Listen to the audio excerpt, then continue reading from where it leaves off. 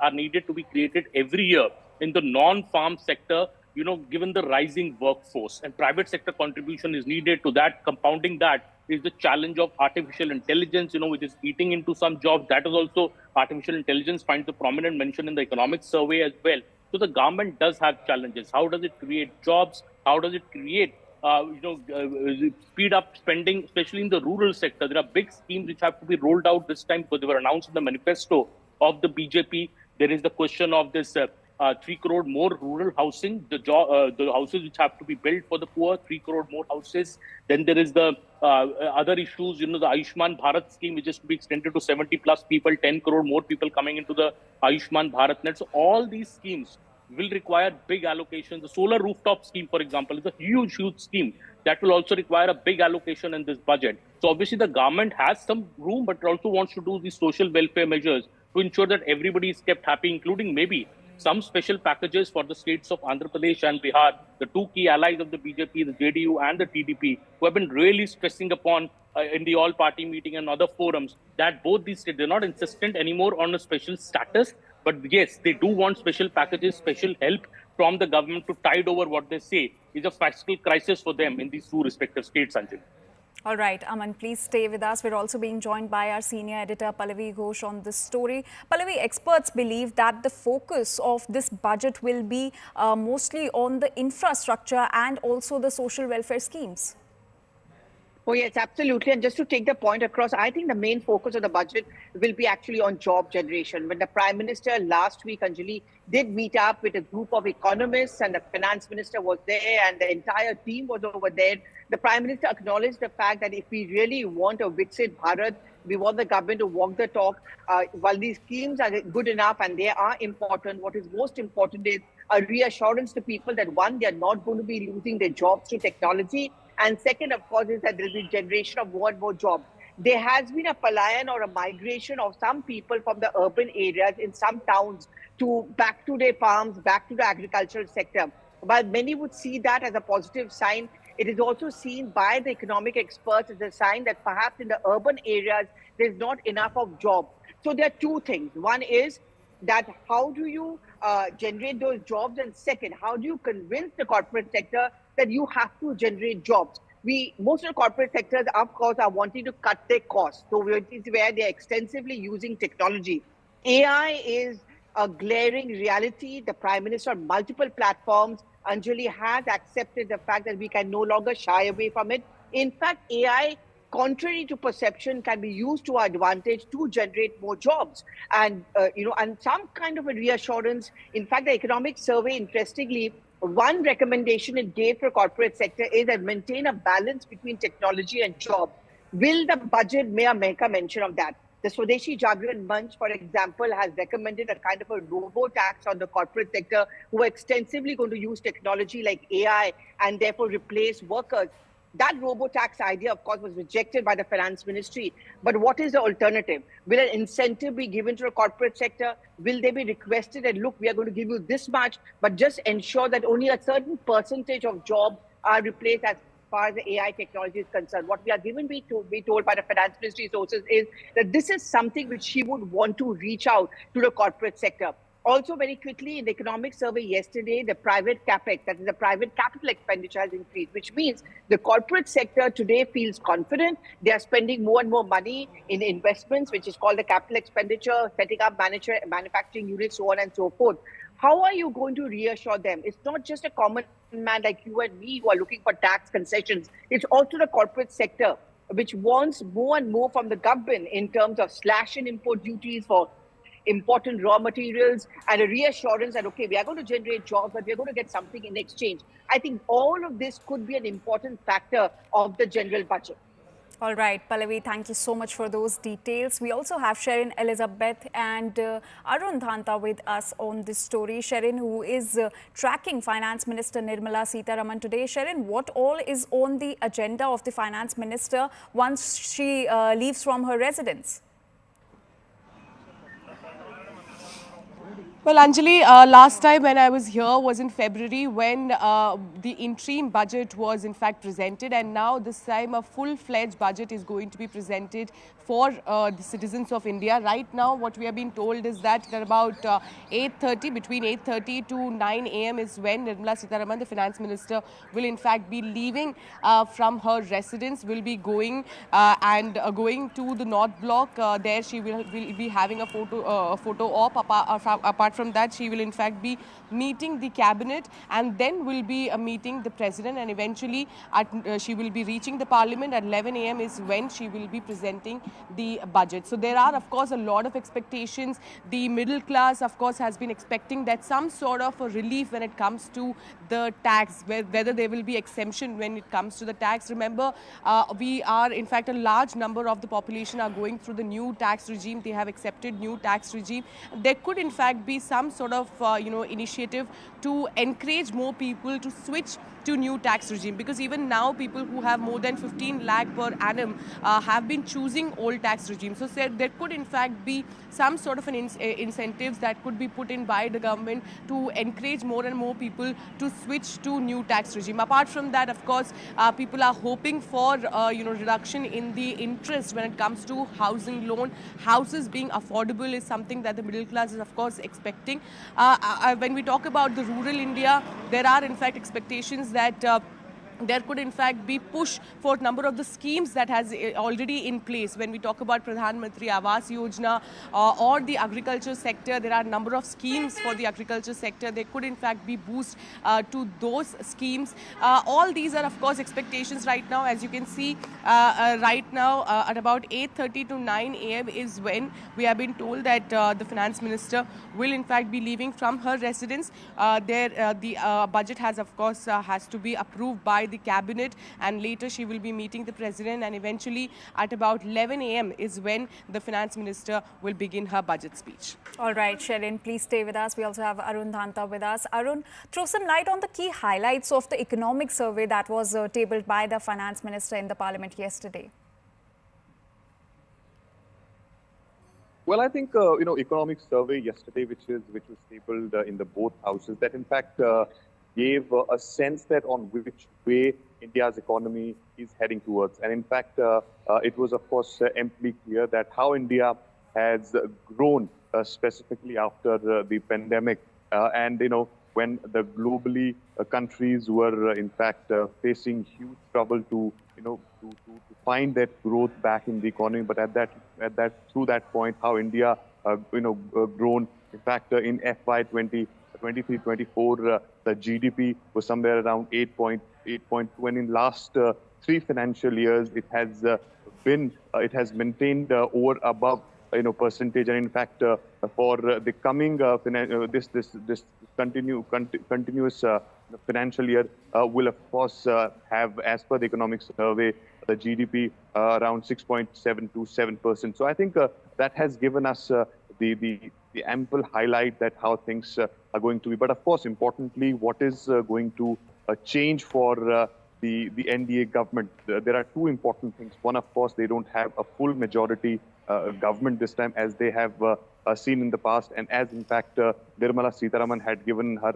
6 budgets, when they were in full majority. But this time around, they have 240, number, which is of course not a full majority number. So they needed a support of the allies. So second important thing here is that they have to really consider their allies into it. They're given to understand that, of course, the allies have taken into confidence before, of course, getting into the nitty-gritties of preparing the budget is concerned. But you have the likes of JDU and TDP who have already, put that pressure on the government for that special package for Bihar and Andhra Pradesh. So how Nirmala Sitharaman is going to ensure that though these states get ample amount of money what they are asking for, and also how to improve the government debt. So I think these are some of the crucial points this time around, which will have in the minds of Finance Minister Nirmala Sitharaman, and of course, importantly, the middle class. Middle class, when we speak to people, they've been speaking about it, that how they are not able to create that livelihood which is needed, and therefore perhaps this time there is a sense in the government that you might see some sort of relief for the middle classes coming. So, but I think everything will be in the public domain once that budget starts in the parliament. But it's a very interesting day, and the situation, of course, is completely different as we saw in last 10 years. So therefore, what is going to be that new thing in this budget? That's what everybody is expecting. All right, Arun, please stay with us. So people have really high expectations from the finance minister this time as well. All eyes are on the budget. But let's take a look at what are the key expectations that the people have from this budget. So people are expecting relief for the salaried class, exemptions in the new tax regime, as my colleague Sherin was pointing out. And the continuation of production-linked incentive schemes is also what is being expected. In fact, Ayushman Bharat, Kisan Samman Nidhi and PLI scheme booster is also being expected in this budget. In fact, private sector capex to supplement the government spend. So this is also one of the key expectations that the people have from the finance minister this time. Continued focus on rail, roads and defense budget. So experts say that there is going to be a high focus on these three sectors in this budget, which include rail, roads and also the defense sector. Now let's take a look at some political reactions that have come on the budget 2024.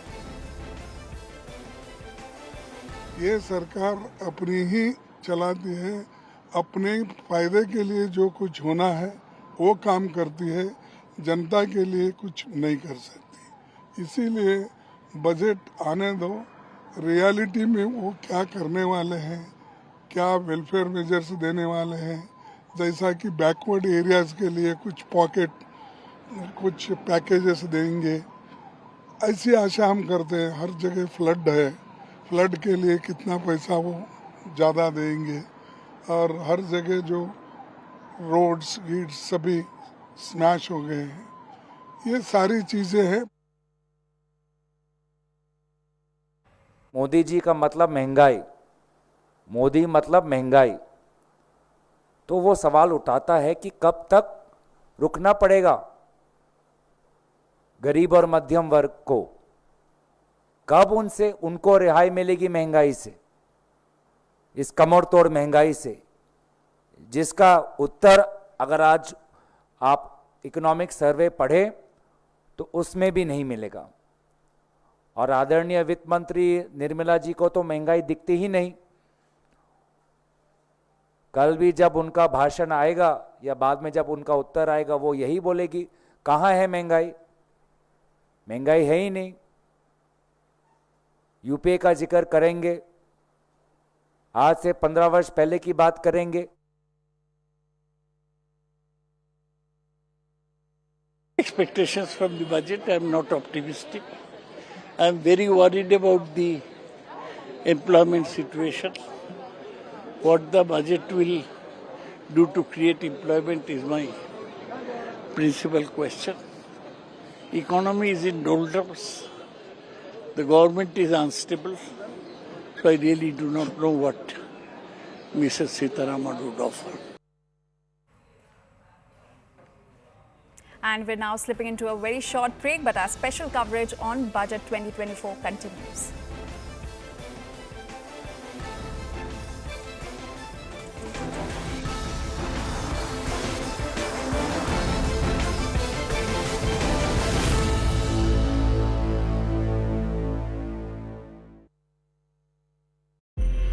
When Joe Biden did choose to fight the 2024 presidential election. In fact, there are reports indicating that it was back in the year 2016's presidential race that Barack Obama had not adequately encouraged Joe Biden. He had, in fact, he had discouraged Joe Biden to fight the presidential race of 2016, which is one of the reasons that Joe Biden, attributes for him deciding not to run, and which is the reason why he chose to, in fact, run in 2019. But having said that, Many were talking about how there were rifts in this relationship because Barack Obama, when it came to Joe Biden, was not openly seen endorsing his presidential race. But the fact that he's now welcomed Joe Biden's decision to step down, saying that the decision to step down also shows what a sincere patriot Joe Biden is. It speaks volumes for how, in fact, Joe Biden is also being honored for this decision. We've seen the likes of seniors like a Nancy Pelosi, even a Barack Obama talk about it. But perhaps also an indication that the former US president was not really behind Joe Biden's decision to contest this race. Right, Akanksha. Thank you so much for bringing in all those details. We'll continue to track the story as the day progresses and we get more reactions on this. But this twist in race for White House after Biden steps down is really something to keep an eye on. But CNN News 18's Alistair D'Souza gets us more details on Biden's decision of dropping out and what it means for the Democrats. Let's listen in. Joe Biden has ended his bid for a second term in the White House. In a statement, he said, "While it has been my intention to seek re-election, I believe it is in the best interest of my party and the country for me to stand down." Then came the official endorsement for Kamala Harris to step into his shoes. Biden has given Harris his full support. He said, "Democrats, it's time to come together and beat Trump. Let's do this." But Kamala Harris's path is not a done deal. Biden's endorsement does not automatically mean Harris has the job. Over the next coming days, Harris could well be challenged by members of the Democratic Party who feel the job should really be theirs. The reason, it is not the same process where if the US president steps aside, his vice president is next in line. This is a completely different scenario. No one becomes the official presidential nominee of a party until delegates vote. And here's the catch. Delegates are free to vote for any candidate they like. So what happens next? Firstly, a virtual roll call vote, which was slated for the first week of August to formally nominate Biden, could be cancelled. It might be too early for Kamala Harris to muster the support she needs for this vote, but there is no avoiding what comes next. The Democratic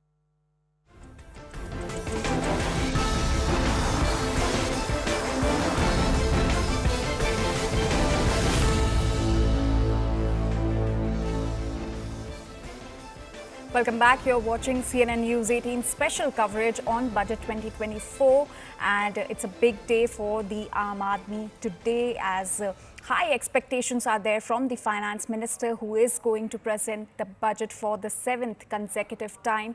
CNN News 18's Aman Sharma is with us to discuss more on this. Aman, the opposition has been cornering the government since many years over the issue of unemployment. So what can be expected as far as the job creation is concerned in this budget? Well, Anjali, unemployment is something that, you're rightly saying that the Congress has been making it a big issue even during the Lok Sabha election when we were traveling on the ground. There was this constant grouse from people that we saw that, one, there are no jobs. And if the job does come their way, it is not as per their high skill set. They get a job much below, their requisite skill set, and that is what is that matching is not happening. And even the economic survey now, which has been tabled yesterday, says that 78.5 lakh jobs need to be created every year till 2030 in view of the rising workforce in India. And the economic survey has implored the private sector to do the heavy lifting also on this front, generate more jobs. Obviously, the government is leaning also a lot on the private sector. So unemployment is, of course, a major issue. There are new challenges like artificial intelligence coming in, which is also eating into jobs. So obviously, the changing dynamics in the tech sector are also a big factor here. But in the non-farm sector, India needs to create jobs. And that is why the opposition also has been targeting the government over this during the elections and also post that in the budget session. In fact, Rahul Gandhi's entire election campaign was about unemployment. Bharat Jodo Yatra, when he took out, he said that, I met people who are unemployed. The youth in this country are not getting jobs. So obviously the top focus of the government in this budget is job creation in the sectors, the three major sectors, which are the biggest job creators: manufacturing sector, MSME sector, the micro and small medium industries sector, as well as the tech sector, where the maximum kind of jobs can be created. I think the government's lot of focus will be on that. The government's focus also, and the Prime Minister's focus also, has been on women-led development. So more women getting into the workforce. Yesterday, we saw these figures put out by the government that how women participation in the workforce has gone up in a big way in the last 5 to 6 years. So this is something I think we should keep a watch out in the budget today. Overall, the government, does make the larger point that still see India is the fastest growing economy in the world, even at 8.2% last year, when most of the developed economies are not growing more than 3%. There are good projections for this year by the IMF and the ADB both. The government itself has said that in the economic survey that will grow from 6.5% to 7% in the present financial year. Things are looking good. So that is why the government feels that it can spend more on social sector schemes, more on schemes which are promised in the manifesto of the BJP. But obviously, the 7th budget of Nirmala Sitharaman will be watched very, very closely on what she does to create more jobs, because the opposition will also be waiting to attack the government for after the budget is late, if not much is done on the issue of job creation. Absolutely, Aman. Aman, please stay with us. CNN News 18's Anand Narasimhan spoke with Piyush Doshi, who's a partner at Foundation for Economic Development, on the financial health of the country. Listen in. In the last 10 years, are we in a much better place than we were in 2014 or say 2010? Financial health of the country. Do the banks have more money to lend? Do we have more coffers or more money in the coffers to perhaps give as guarantee? And today, overall quality or in terms of income and confidence in the country, is it at a better level or are we still the same? From an investor point of view, what are 1 or 2, 3 things which are going to make me come and manufacture here? Second, is anybody addressing the skilling aspect? Tomorrow somebody comes out and says, I want to make here, I'll make a labor intensive, but give me labor. Today you have states who are saying, I will reserve 70%, 75% jobs like Haryana, Karnataka, all of them coming out and saying for our own local people. But the local manufacturers are saying these people don't know how to work and they don't want to work. So where is my skill? Where is the skilling part? Perhaps you think this is the right time, Piyush. So out of, to your first question that are we better off in the last 10 years? Yes, we are on some dimensions. I will tell you which ones. One, our infrastructure has improved, so our logistics cost is much better. Our power cost is, both reliability of power and cost of power is now far more competitive.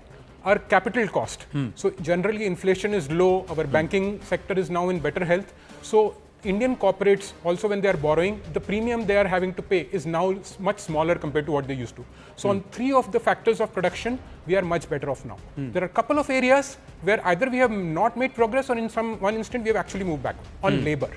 This is partly your skilling point.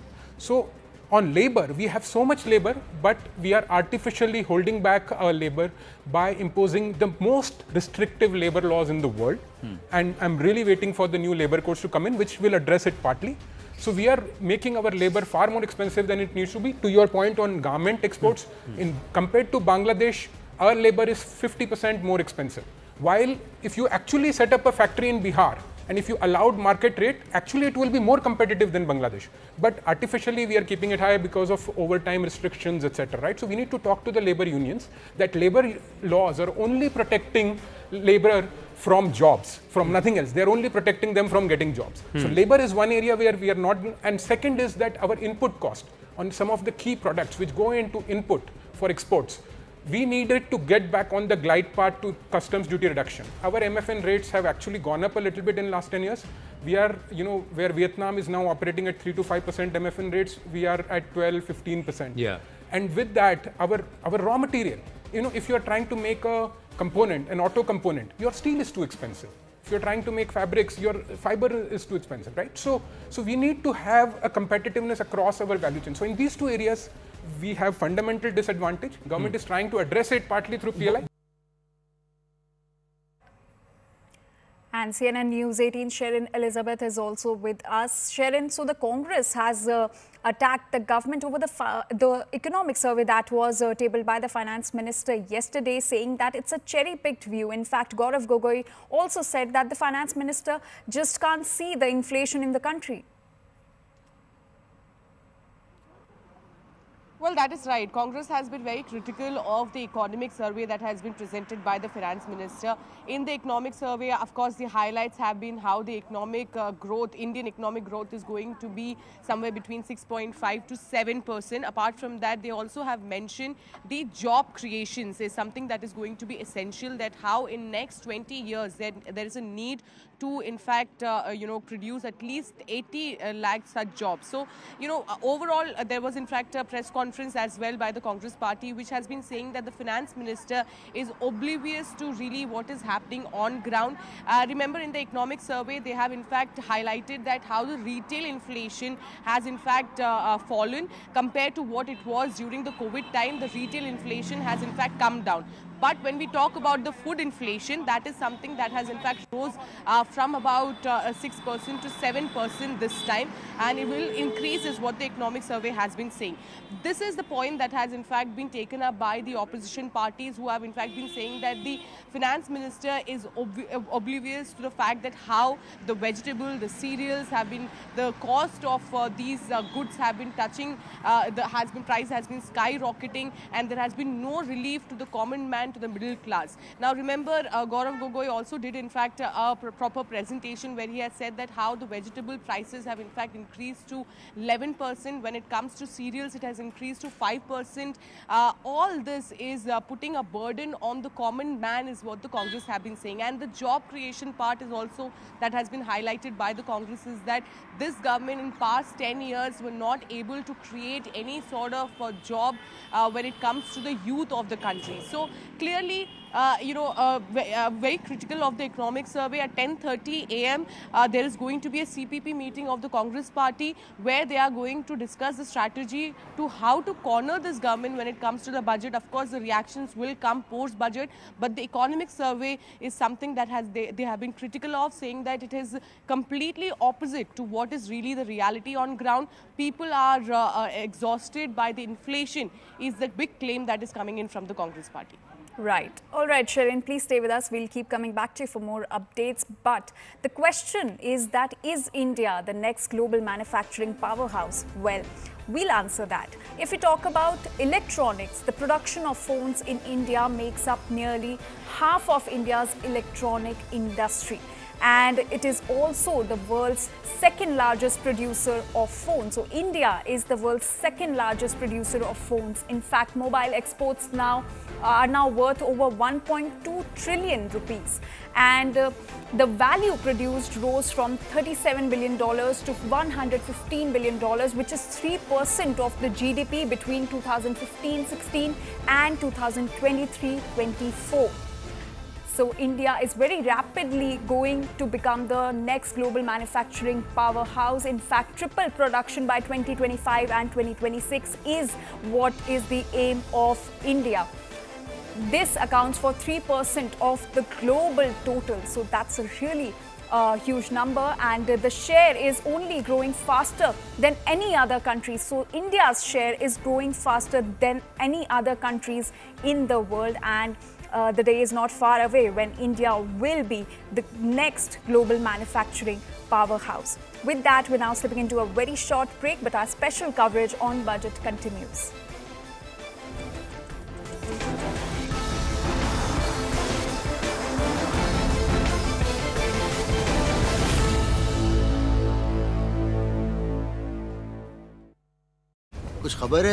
Which starts August 19th. Usually, these conventions are merely a formality. Well, we are continuing to track some updates from the United States of America. This is another breaking input where Vice President Kamala Harris has now said that she was honored to receive President Biden's endorsement and intends to earn and win the nomination. So these are the latest inputs that we are tracking at this point of time, especially after President Joe Biden dropping out from the presidential race. Vice President Kamala Harris has said that she was honored to receive President Biden's endorsement and intends to earn and win the nomination. Well, Akanksha continues to stay with us on the broadcast. Akanksha, how does Kamala Harris plan to leverage this support, especially favoring the Democrats at this point of time? After when... Yeah, go ahead. you've already talked about how she's in fact honored. The fact is that we've seen that tweet come out from Joe Biden yesterday, where he has in fact extended all his support behind the vice president at the moment. And having said that, the only possible, there are multiple scenarios as we were telling you, that they may conduct various forums, sanctioned forums across the country, where you may have somebody also moderating those events. But the fact is that, you have had delegates who have been pledging their support behind Joe Biden. So in most likely the scenario, considering we've seen the US president sort of extend his support, sort of also cushion Kamala Harris's current standing, you may have that set of delegates who have in fact been supporting Joe Biden also extend their support behind Kamala Harris. Or you may, in fact, also have the Democrat National Convention, the DNC will be taking place in mid of August. You may have a voting that may take place over there. And it's very crucial right now for Joe Biden to also endorse a candidate, because that will sort of perhaps give more clarity to the rest of the party who to in fact rally for. But having said that,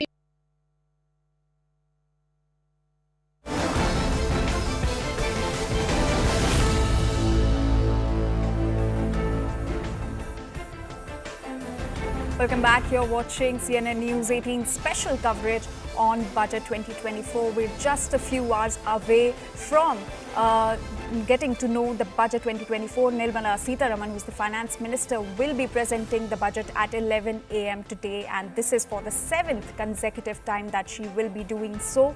CNN News 18's Aman Sharma continues to stay with us on the broadcast. Aman, is it also a test for the BJP this time to balance the budget between the demands of its new coalition partners and also to put forward an economic vision? Very, very clear that this is truly the coalition politics era in Indian politics now. The Modi government is not a full majority government. Nirmala Sitharaman is presenting a 7th budget in a coalition government where the BJP is at 240 seats, dependent on at least 2 to 3 key allies in this government. So obviously the allies are going to throw their weight around, especially the regional allies, the JDU and the TDP. 16 and 12 seats, 16 to the TDP and 12 to the JDU. They want what the opposition is now saying, their pound of flesh.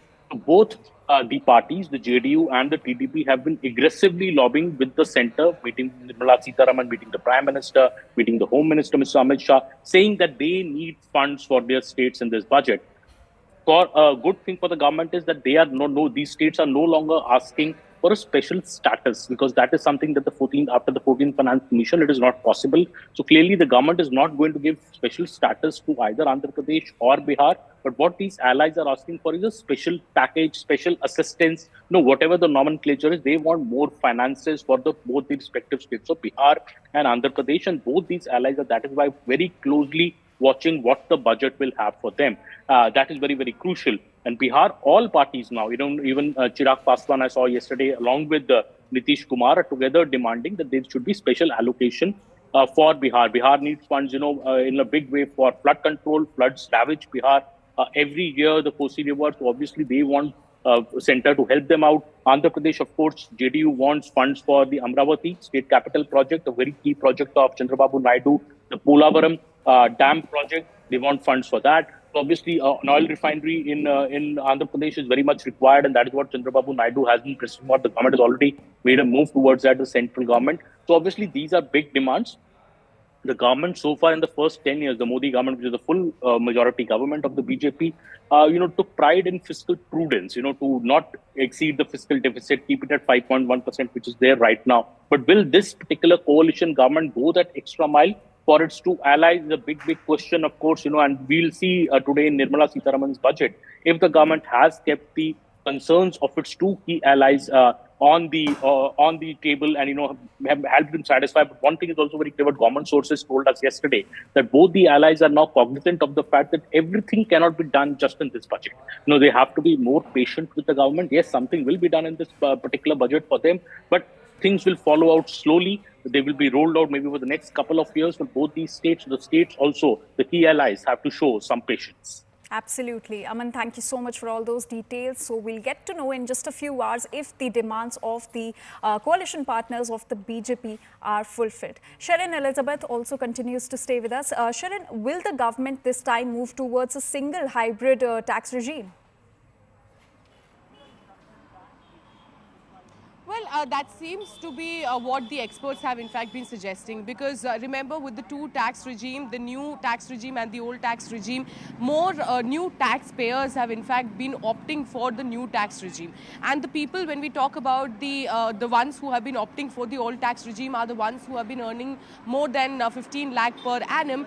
They have been seeing much benefits when it comes to the old tax regime. Now, what we have been told is that there could in fact be chances that to put initiatives and incentives to encourage those people to switch to new tax regime, because more and more people in fact have been coming into the new tax regime. So that could in fact be one of the key steps that could be taken by the government. But of course, the common man is in fact hoping for some sort of a relief when it comes to the new tax regime. There could in fact be some lucrative steps that could be taken to ensure that people stay with new tax regime, because remember, till last year the tax slab was about 3 lakh. This could in fact be increased to 4 lakh is what the experts have been suggesting. And right now I am outside the Finance Minister Nirmala Sitharaman's residence. Any moment from now, we have been told that between 8:15 to 8:30 is when she will in fact be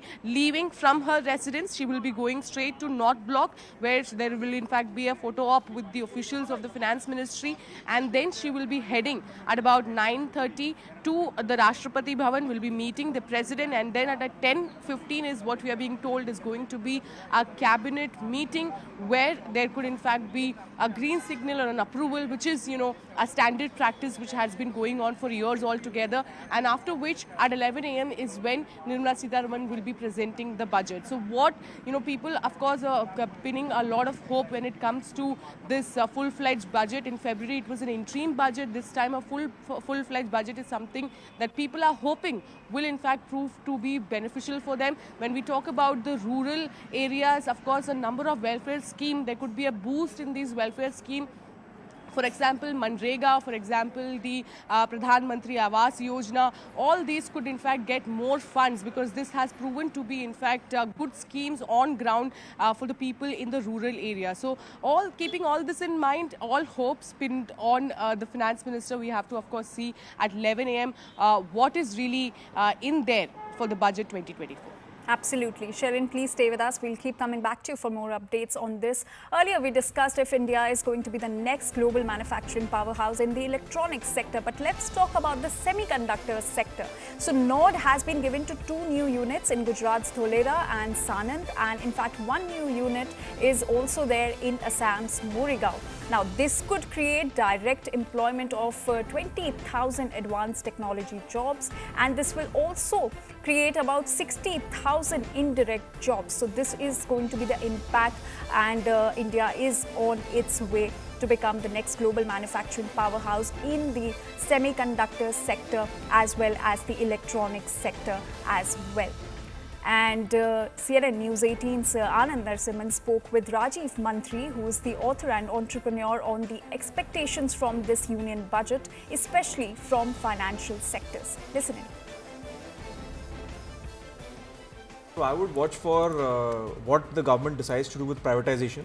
We've had the privatization policy in place now for the last 4 years now, I think, and only seen one major divestment of that scale. Okay. Or maybe you can say 2 if you count Neelachal Ispat and Air India both. So I think that is going to be a very important indicator to me. I hope the government stays the course and continues on that path. Despite the criticism, despite the politics, etc. But that is something I believe that has to be managed. I mean, if we are going to progress on that path of 8 trillion GDP and 12 trillion GDP, I don't see a way around it. We have to get the government out of certain industries, reduce the footprint of government in many industries.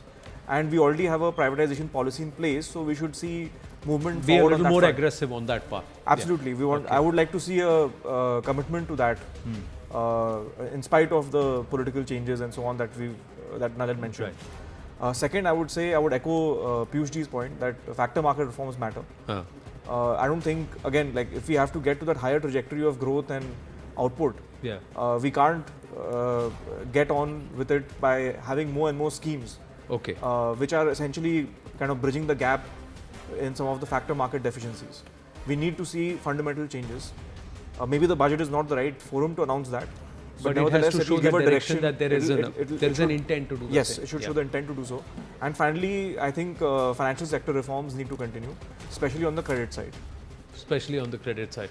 Because when we speak of MSMEs growing, when we speak of, I think the economic survey references the German Mittelstand system of large, like vibrant MSME ecosystem. Correct. So we can't have that unless you have credit reforms in the country. Even today, unfortunately, it's very hard to access credit for manufacturing enterprises. So if we want those 500 crore manufacturers to become 5,000 crore manufacturers, something has to give, and I think credit has to be eased. So you've got to figure out how do you do that without putting the banks which are finally in good financial health back into a system. Obviously, I'm not suggesting go create NPs or something, right? Not that way. But I think I do believe we are too conservative. We're too conservative. Our credit system is too conservative, or rather has gotten too conservative because of prior errors and past kind of crises that the country has seen. But somewhere one cannot, like there's a saying, right, that every general is fighting the most recent battle. Correct. But the last war. Yes. Correct. Every general is fighting the last war. So we need to stop fighting the last war and start making progress on making credit available in a rational manner to the MSMEs. And with that, we're now slipping into a very short break, but our special coverage on Budget 2024 continues.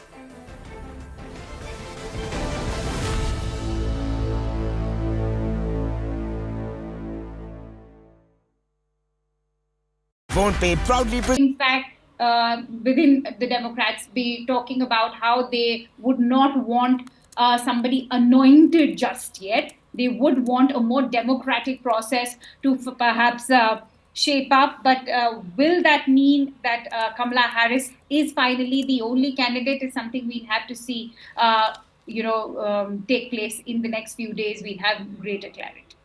Right, Akanksha, I'll request you to stay with us on the broadcast as we are getting yet another breaking input from the United States itself. Now, soon after Joe Biden dropped out of the race and endorsed Kamala Harris as the Democratic nominee, Republican presidential candidate Donald Trump has hit out at her and said Kamala Harris owns the entire left-wing policy record of Joe Biden. The only difference is that she is even more liberal and less competent than Joe, which is really saying something. Now, Kamala Harris will be easier to defeat than Biden, and Trump is not wasting any time to attack or take an aim at Biden's endorsed successor. So these are the latest inputs that we are tracking at this point of time, where Trump has taken a dig at Kamala Harris. Well, Akanksha continues to stay with us on the broadcast. Akanksha, Trump is is not wasting.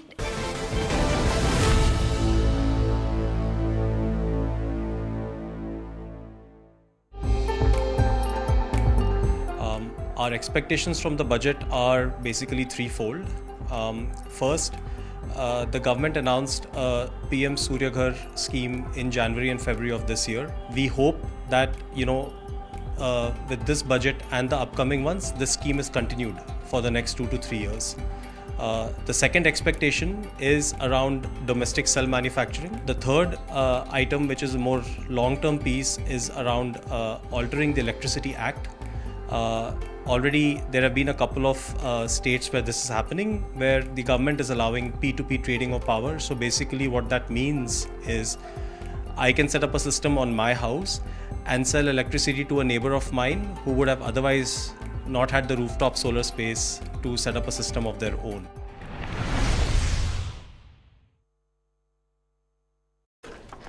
Time at all to take a dig at Biden's endorsed successor. How do we see this in the run-up for the November elections now? it's going to be a very risky terrain now, because as I said, that this race certainly got more interesting after Joe Biden, who was being questioned for his mental acuity, decided to step down. So far, that assassination bid against Donald Trump, at the same time, that speech, which was almost seen as his resurrection point at the recently concluded RNC, had almost created a messiah figure out of Donald Trump, especially for the Republican voter base. Remember, because of Joe Biden's own ability and that disastrous performance at the last debate that we've all witnessed, there were a lot of questions about Joe Biden's own capability, turning their own Democrat supporter base as fence sitters. Many Democrats were in fact turning skeptics. They would have perhaps either voted for the grand old party, given the US economy and the rising inflation, the rising cost of living in mind, or they would have perhaps chosen not to vote for either the Democrats or the GOP. But now with Kamala Harris entering this race, you do expect those fence sitters now to have more clarity. Remember, Kamala Harris is known to be somebody who's been a force behind Joe Biden, somebody who was also orchestrating those policies given Joe Biden's health and his age. So Kamala Harris is also viewed as somebody not just who, if voted to power, will become the United States First Lady President or the first president, First Lady President of South Asian descent, but also somebody who is seen as a very bright pick, and that perhaps also justifies why Donald Trump is also feeling threatened, because here's somebody who could be legit competition for the Republican candidate. Right, Akanksha. I'll request you to stay with us on the broadcast, as clearly Joe Biden dropping out from the US presidential elections has stirred a lot of controversy and is getting a lot of reactions from the ground. But now we're tracking some updates. Again, former US President Barack Obama has now praised Joe Biden for deciding to drop out of this 2024 presidential race, stating that Biden has been one of America's most consequential presidents. He is a patriot of the highest order. These are the latest inputs that we are tracking, and Akanksha continues to stay with us on the broadcast. Akanksha, a word coming in from the former President Barack Obama praising Joe Biden for deciding to drop out of the 2024 presidential race. How are we perceiving this in the larger political arena? It's a very interesting tweet congratulating Joe Biden, because several analysts and foreign affairs experts have spoken about the rifts between this relationship. Do remember that Joe Biden and Barack Obama have been a very strong partnership when Barack Obama was in power as the President of the United States. And they were known to have, he's...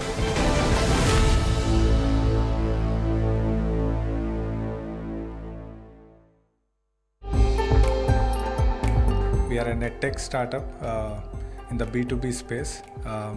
It's one of the areas where we are focusing right now is the engineering colleges, trying to empower and enhance the quality of engineering colleges. It would be great if you can get some support from the government during this tough phase for the edtech industry as a whole. So that's one thing what we are looking for. And other thing, there are a couple of areas, right? GST is one of the components in education, kind of is where it would be nice if the government can look into and give us some support. And other thing is how do we see education in the private sector is another interesting point that it would be great if we can get some support. One of the big concerns, red flags that the survey highlights, of course, and this has been known for some time, is the lack of creation of jobs, particularly higher-end jobs, good quality jobs, and more importantly, finding the young people who are employable in those jobs. And the government, in fact, recently released a stat that about 16.5 lakh jobs were lost just in the informal sector alone over the last 7 years. Even at 7% GDP growth rate, which is the higher end of what the survey is predicting, we may not be able to create the 10 million or 11 million jobs that are required every single year. How does industry, how does government, how do we plan to deal with this problem? We've got a huge demographic dividend that people are talking about, but it's no good if you're not able to create jobs for that demographic dividend. So, I have 4 buckets on that, if I may. One, of course, yes, we need to create those jobs and high quality jobs, as you said. So one thing we have suggested is how do we really look at creating a sort of a scheme like, we did the PLI, the production linked incentive scheme. So similarly, if we can look at something called employment linked incentive scheme for a higher employment generation with a bias, of course, on women employment. So that's one big thing, is basically like an employment PLI and ELI, if one can say, to incentivize the job-intensive sectors, be it, say, areas like textiles or garments, or even non-manufacturing sectors like, the services sectors like tourism or even the healthcare sector. That's one bucket. Second, of course, the very important area is what you spoke about, is the mismatch. While you have X number of people required in the industry, there is still a gap and people want to employ, but you don't find the right type of people. Therefore, the skilling and the future of jobs and the future of skillings, that needs to be taken on a war footing. That again, where industry, the private sector, there is a public-private model which needs to be encouraged, to see how private sector can certify and train, which is equivalent to the national certification. The third piece is very important, is to really look at the MSME sector, because, the large companies, there is going to be a lot of automation, but the employment sector is really going to be coming from the small and the mid-sized companies. So we have to create an environment where it becomes easier for the small and the mid-sized companies in terms of laws, etc., to be made more easier for them to do business. And my last point is, there is a factor market reforms like the labor market reforms, etc., which needs to be carried on through the states, which makes it easier to employ.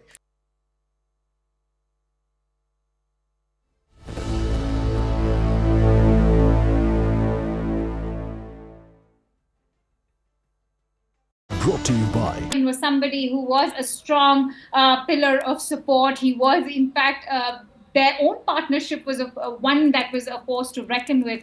But over the years, we've seen this partnership also break down. So many were, in fact, talking about how Joe Biden had taken offense to the fact that there was no support coming in from a Barack Obama when Joe Biden did choose to fight the 2024 presidential election. In fact, there are reports indicating that it was back in the year 2016's presidential race that Barack Obama had not adequately encouraged Joe Biden. He had, in fact, he had discouraged Joe Biden to fight the presidential race of 2016, which is one of the reasons that Joe Biden attributes for him deciding not to run, and which is the reason why he chose to, in fact, run in 2019. But having said that, many were talking about how there were rifts in this relationship because Barack Obama, when it came to Joe Biden, was not openly seen endorsing his presidential race. But the fact that he's now welcomed Joe Biden's decision to step down, saying that the decision to step down also shows what a sincere patriot Joe Biden is. It speaks volumes for how, in fact, Joe Biden is also being honored for this decision. We've seen the likes of seniors like Nancy Pelosi, even a Barack Obama talk about it. But perhaps also an indication that the former US president was not really behind Joe Biden's decision to contest this race. Right, Akanksha. Thank you so much for bringing in all those details. We'll continue to track the story as the day progresses and we get more reactions on this. But this twist in race for White House after Biden steps down is really something to keep an eye on. But CNN News 18's Alistair D'Souza gets us more details on Biden's decision of dropping out and what it means for the Democrats. Let's listen in. Joe Biden has ended his bid for a second term in the White House. In a statement, he said, "While it has been my intention to seek re-election, I believe it is in the best interest of my party and the country for me to stand down." Then came the official endorsement for Kamala Harris to step into his shoes. Biden has given Harris his full support. He said, Democrats, it's time to come together and beat Trump. Let's do this. But Kamala Harris's path is not a done deal. Biden's endorsement does not automatically mean Harris has the job. Over the next coming days, Harris could well be challenged by members of the Democratic Party who feel the job should really be theirs. The reason, it is not the same process where if the US president steps aside, his vice president is next in line. This is a completely different scenario. No one becomes the official presidential nominee of a party until delegates vote. And here's the catch. Delegates are free to vote for any candidate they like. So what happens next? Firstly, a virtual roll call vote, which was slated for the first week of August to formally nominate Biden, could be cancelled. It might be too early for Kamala Harris to muster the support she needs for this vote, but there is no avoiding what comes next. The Democratic National Convention.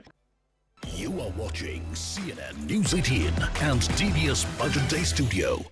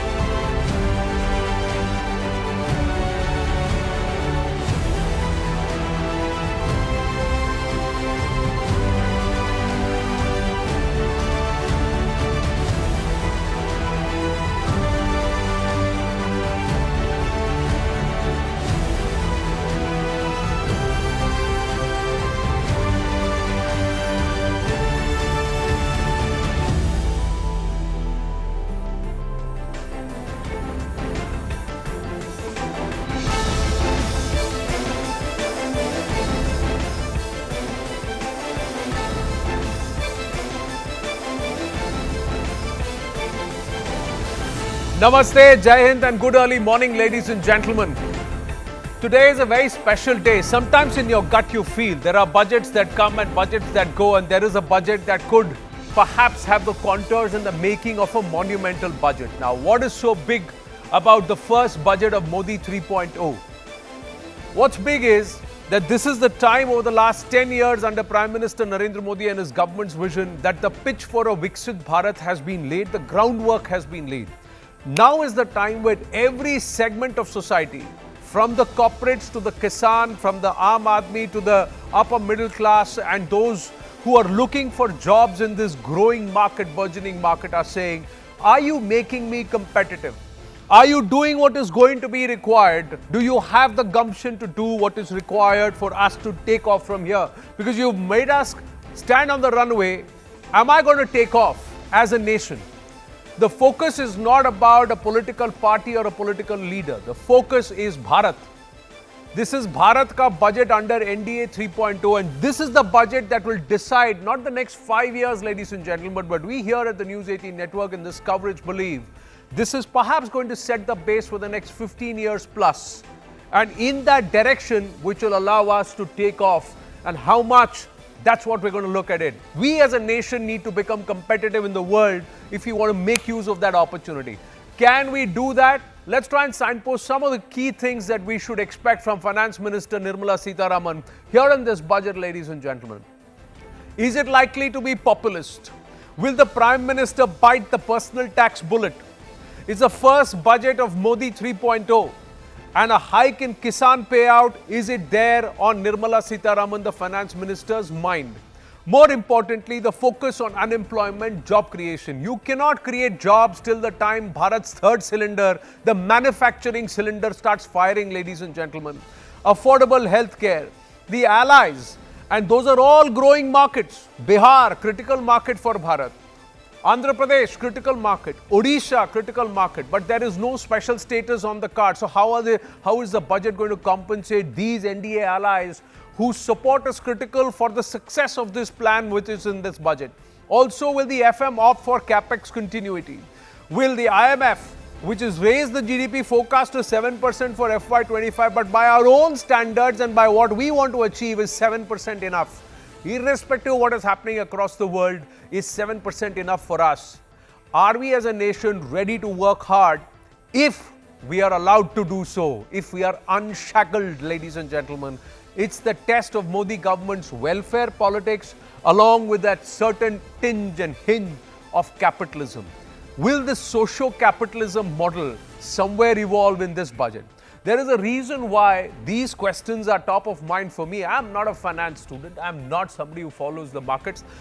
Ladies and gentlemen, I'll be very honest this morning that I don't even invest in the markets. I'm a very, very conservative person. But somewhere, as somebody, as an Indian, I realize that Bharat needs to be competitive and not conservative anymore. Can we do that in this budget? Zaka Jacob is there with us, Managing Editor, CNN News 18. Good early morning. Rahul Shivshankar, our Consulting Editor, is with us. Now, these are far more brighter minds when it comes to markets and what we need to do economics-wise than I am, ladies and gentlemen. But the brighter minds are sitting to their right and to their right this morning. Gurcharan Das ji, namaste. Good to have you with us. You've been in the thick of things and you've made a lot of predictions in the past, and that's been critical for our fortunes. We also have Ms. Soundarajan with us.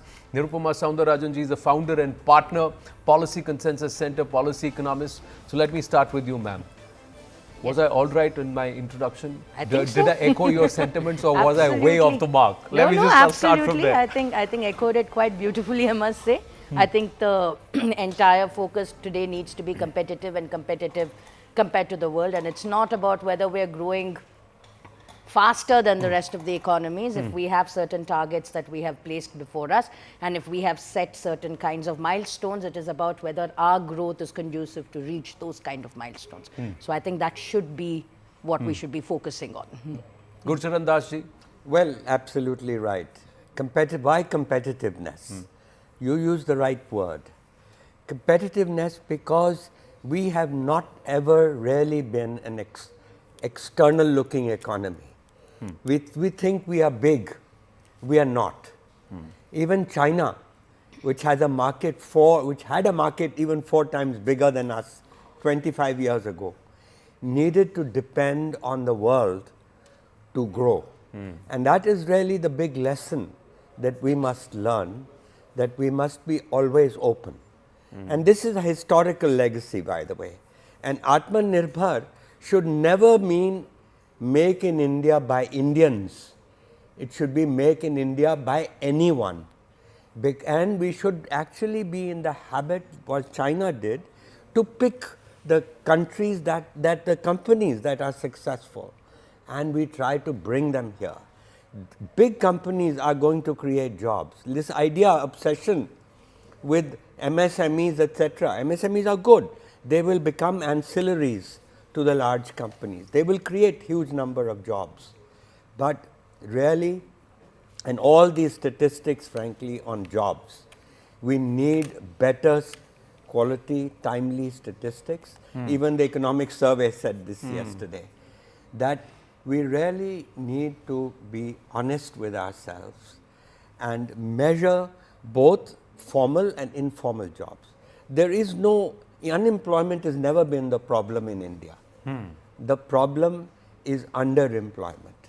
You see, we need to differentiate between the 80% informal economy and 20% formal economy. We'll talk at length on that. Zaka and Rahul have not yet spoken, so I'll throw it open to them and leave it to them once we say good morning to KV Subramaniam, Executive Director, IMF, and former CA is also with us. KVS, good morning. Namaskaram. Let me ask you, what are your thoughts and expectations as you lead this conversation forward along with Zaka and Rahul? Very good morning to all viewers. I was inclined to say, good evening because it's late night here in Washington, D.C.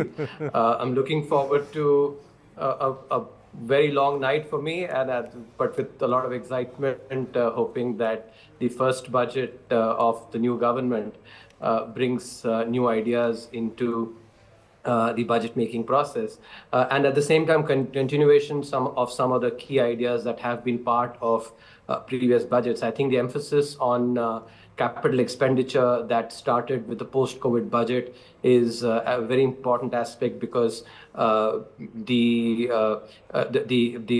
possibility of crowding in of private investment, which seems to be already happening. I was just looking at the economic survey data. If you look at the corporate capex, and this is highlighted in the economic survey, from about 5 lakh crore in 2019, it has gone up to close to 9 lakh crore. So clearly this is happening. But at the same time, I think some of the aspects that have been highlighted in the economic survey, especially on ease of doing business, is something that is very critical across many I think generations. Economists have continued to say that the government needs to reduce some of its involvement and thereby free up the private sector, and I think that is something that is very important. I'm hoping that we'll see some of that, and possibly also rationalization of taxes. But I think because if you look at the ease of doing business, one of the key elements of ease of doing business is the way the citizens and our corporates interact with the tax authorities, and that's where I think a very critical amount of work is required. I'm hoping to see some of that as well. Long night for you, like you said, KVS, and I hope you've got your stock of caffeine. As long as there are no coming, long knives, that's okay. Long knives is what we hope don't come out at the end of this. But I think you made a good point. Of course, we need to be competitive, but also comprehensively inclusive. What we've seen over the last few years, Zaka, is that there has been unequal growth, and that has also cost the government politically. And that's where we really need to be focusing, and you can do it. Either you take the Gurcharan Das model, which is, open your market, deregulate, bring in the big companies, make the environment conducive for them to actually set up shop here. And I have seen the numbers in the survey, and it does suggest that, look, there has been a modicum of increase in private investment, but it hasn't come in, it hasn't crowded in, so to speak, to create those jobs. Inject more into the welfare basket. You need to spend a little bit more. I was very surprised that the interim budget did not have any sort of giveaways. We saw that in 2019. There was a giveaway. Perhaps that helped the government when it came to, the Samman Nidhi scheme. Yeah. That didn't quite happen. Again, as I'm saying, consumption is low, and consumption is low across the board. Yes, there are spikes, and the economic survey is very well dressed up. So it will show that, look, a large number of, residential units have been sold, and therefore there is certain amount of demand picking up in the economy. But there's a constant reference which worries me. And I don't know what KV Subramaniam has to say about this, but it really worries me, because we kind of suggest that we are back to, or we are surpassing the pre-COVID level, as if that by itself, is an achievement. That's only a benchmark, because the pre-COVID levels were not very flattering to the Indian economic story. We were already falling behind. So breaching that mark is a sign that perhaps now we've got our act together and we are in that phase where we can actually take off. But it's no longer enough to say that, we breached pre-COVID levels. My last point before I hand it over to you, lifting out of poverty. It's been a K-shaped recovery. I know KV Subramaniam has been on some shows that I've sort of anchored where he's talked about V-shape, but I fundamentally believe this has been a K-shaped recovery where the bottom has actually got left behind and the top has actually moved forward. The economic survey also says that, look, as far as profits are concerned, companies have done very well, but their employees, for example, haven't benefited. Hint, hint. Maybe you don't have the money to invest in the market, my dear friend. You're not just conservative, but yes, Zaka. No, I think, look, I want to lay out the big picture. This is Ms. Nirmala Sitharaman's 7th consecutive budget, which in itself is a record, I'm told. So it is pretty significant that you've had a woman finance minister presenting 7 straight budgets. But this one is going to be unlike any other because of the political context in which it comes. This is the first budget in the last 10 years of the Modi government where they're dependent on allies. So there is a straight up sort of disclosure that you have to put up front that you have to give the allies what they want. Now, I don't want to get into, all of these skyscraper figures that have been put out there. Mr. Naidu wants 1 lakh crores, Nitish Kumar wants 40,000 crores. The central government is very clear, no question of any special status for any states, but special package. Ultimately, what does it mean? What does it boil down to? It boils down to moolah. It boils down to show me the money. And there is a limited corpus, or there's a limited set of resources with which she has to work. So let's look at the big headline, and I think the economic survey sort of lays it out. 6.5% to 7%. I believe it's a conservative estimate. I spoke to Dr. Anant Nageshwaran yesterday, the CEA, KVS's successor, and he too agrees that it is a conservative estimate, because if you look at all the other agencies, IMF, RBI, all the private agencies, Moody's, Fitch, etc., everyone is saying it's going to be 7% plus. So I suspect we will end up with 7% plus, which is pretty commendable. You look at the world around you. I mean, China's growing at under 4%. The US is growing at 2 to 3%. So my point is, yes, 7% growth is commendable, no doubt about it. But what is the quality of growth? And I think this is where the jobs question comes into the picture. And Rahul, I think, mentioned that. The survey says India needs to be generating 78.5 lakh jobs every single year. We are nowhere close to that figure. Now, I don't want to, construe too much into the economic numbers and the quality of growth, as Rahul said, the K-shaped recovery or V-shaped recovery. But I think there is a message from Mandate 2024, certainly from the heartland, certainly from some of the most impoverished districts in the country. And I think that message needs to be heeded too. The finance minister has to be seen to be giving something to those districts, to those people who have conveyed a message that, look, we are being left behind. We don't want to be left behind. While there is, all the glitter of the stock market, Sensex at 80,000 and all of that, a lot of people are not able to participate in that upward trajectory. And I think that is something this budget has to be mindful of. We are all saying the same thing in a different manner, but we are all concerned about this. It net boils down on our CNN News 18 DBS Budget Day studio, ladies and gentlemen. It all boils down to just this one aspect. How am I going to get a little more competitive? Rajiv Mantri is also with us. Good morning. And KVS, before we swing it back to you, this creation of jobs, we talked about clusters. There is a policy which is there where cluster economies will be pushed. The notification of the labor codes, it's all pending, it's all there. You've just got to unlock. You're talking about need to unshackle. And you also, when we were speaking last evening, said that we need to also be a little less conservative with our credit policy. So your thoughts first up. You see all of this in the budget happening today? Or are you expecting it to happen? No, so I don't think we will have concrete announcements. At least I don't expect to see concrete announcements in today's budget. But we should get that directional indication of whether the government will pursue some of these important areas in terms of the factor markets, in terms of the credit part we discussed yesterday, as well as the labor-driven relaxations. And that too, frankly, much of it is in the states' courts. The states have to run forward with it now. Many of them are dragging their feet for various reasons, and I mean, these are not easy reforms to implement. Frankly, were we even discussing labor reforms 5 or 15 years ago? It was off the table. It was considered so difficult that no one could do it. But here we are. I mean, credit to this government. They've brought that debate back to the fore by pushing through the labor codes through Parliament, and now it's up to the states to actually start implementing and assisting actually the growth story of the country. Now, let's try and just quickly look at this. I just want to put these numbers, and then KVS, please weigh in, and then we get all of us to try and talk about, as Zaka mentioned, 78.5 lakh jobs per annum. Now, jobs become the story. Jobs become the important aspect. Let's try and understand why and what the economic survey also says, even as Rajiv Desai joins us. So let me just go back a little. The Citigroup findings say India will need to create 1.2 crore jobs per year over the next 10 years. RBI's interim report says job growth up by 6% in FY 2023-24 versus 3.2% in FY 2023. Present growth rate will only allow 80 to 90 lakh jobs. RBI says 8 crore plus jobs have been created between 2017-2018 to 2021-22. Even if the GDP grows at 7%, India will struggle to create jobs. Average of 2 crore plus jobs per year despite the COVID jolt. So these are the 2 points which are coming through. 46% of the workforce is in agri, contributes less than 20% to the GDP. The Ministry of Statistics survey puts the workforce at 568 million. Now, numbers are very interesting, ladies and gentlemen. They can look good however you want to look at it.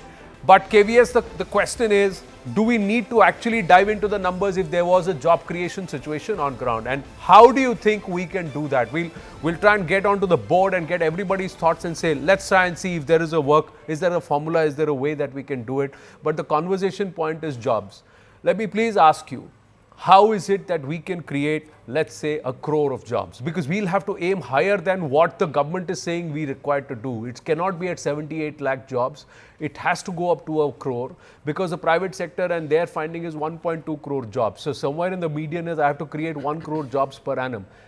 And can that be created only by the government? On employment, I have consistently believed that the negative narrative using very poor quality data has been far ahead of the reality. And the fact is, whether it's a Citigroup report or many of the private sector, they all use the CMI data, which has been of poor quality. I've written about this. Their survey methodology is suspect. I've also talked about how, when as a researcher, their financial data was poor quality, and then through various interactions highlighting to them, that's how, we improved the quality. For instance, actually, just to give a specific example, when I used to do research on this, if you pulled out financial data from CMI 10 years back on a particular day versus, let's say, 2 weeks later, the data would be very different. This is a problem that we have to acknowledge. So a lot of inference that is brought about on employment from the CMI data, I think is not right. Even when good news came, when I was a CA as well, I would say, I do not trust the CMI data.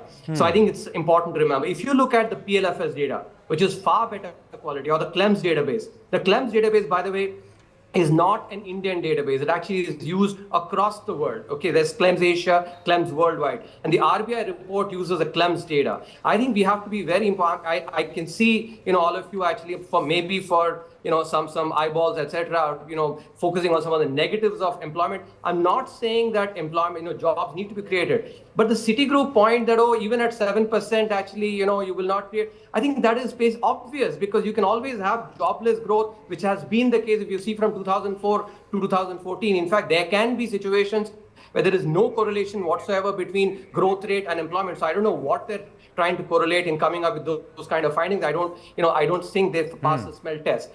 The important point actually from the perspective of creating employment is that manufacturing, growth is extremely critical. I've said that consistently all the time because, for our demographic, actually, for the demographic dividend to indeed be a dividend, manufacturing sector growth is important because they provide high quality jobs, which actually, with high wages as well. And if we go back to Milton Friedman, permanent income hypothesis, consumption goes up when expected permanent income goes up, which is what jobs do. So manufacturing is really critical. If you look at some of the data that we've seen in the economic survey, I think there is some good news there. There's a lot more that needs to happen. So bottom line, I actually will state once again, I think the positives on the employment have not been highlighted enough. The negative narrative coming from Mr. Subramaniam, let me ask you this. This is Rahul here. Yes, fair enough. You might quibble with the database, but fundamentally, and let's look at the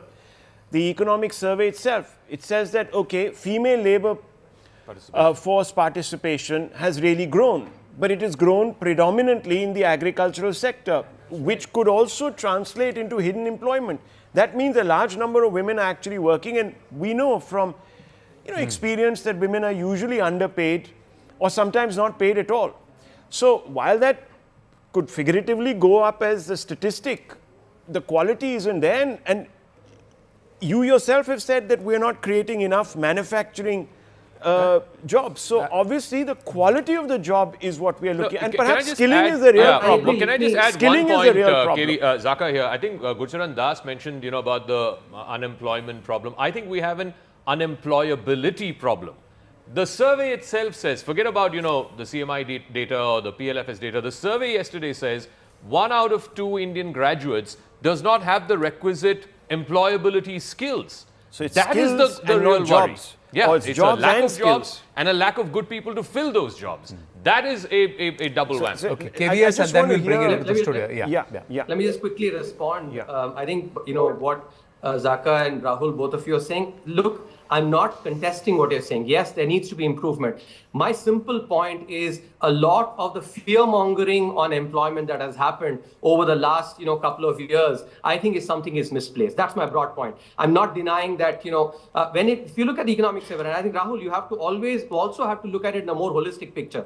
If you look at unemployment rate, whether it's overall or among the youth, has declined. Whether if you look at the labor force participation rate has increased significantly. If you look at the worker population ratio, that has also increased. On the agricultural employment among women, and this also the economic survey goes on to state, what has happened is that, males in, rural areas are not wanting to work as much in agriculture. Not just that, because of the provision of cylinders, the better, sanitation, etc., time that is available to women has also increased. So those are also contributing factors. You have to keep in mind, it is not just a reflection of basically, lack of opportunities, let's say employment. It is some substitution happening and the quality of time available to women increasing as well. These are nuanced points, I think, which we have to keep in mind, not just go after the headlines. No one is intending to fearmonger. We're just asking the right questions, hopefully to get the right answers. But here is one the second, thing. just 30 seconds. And I actually want to bring this out into the open here.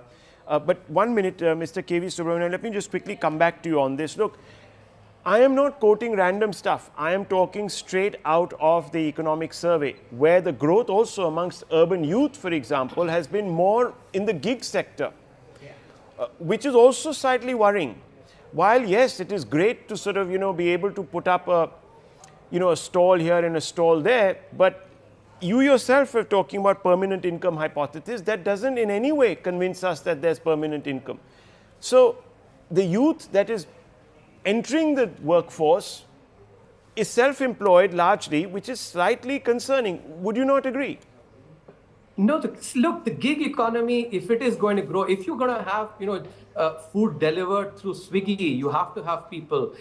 I think the service sector employment, it is not necessarily true that uncertainty about the jobs in the gig economy is actually significantly higher.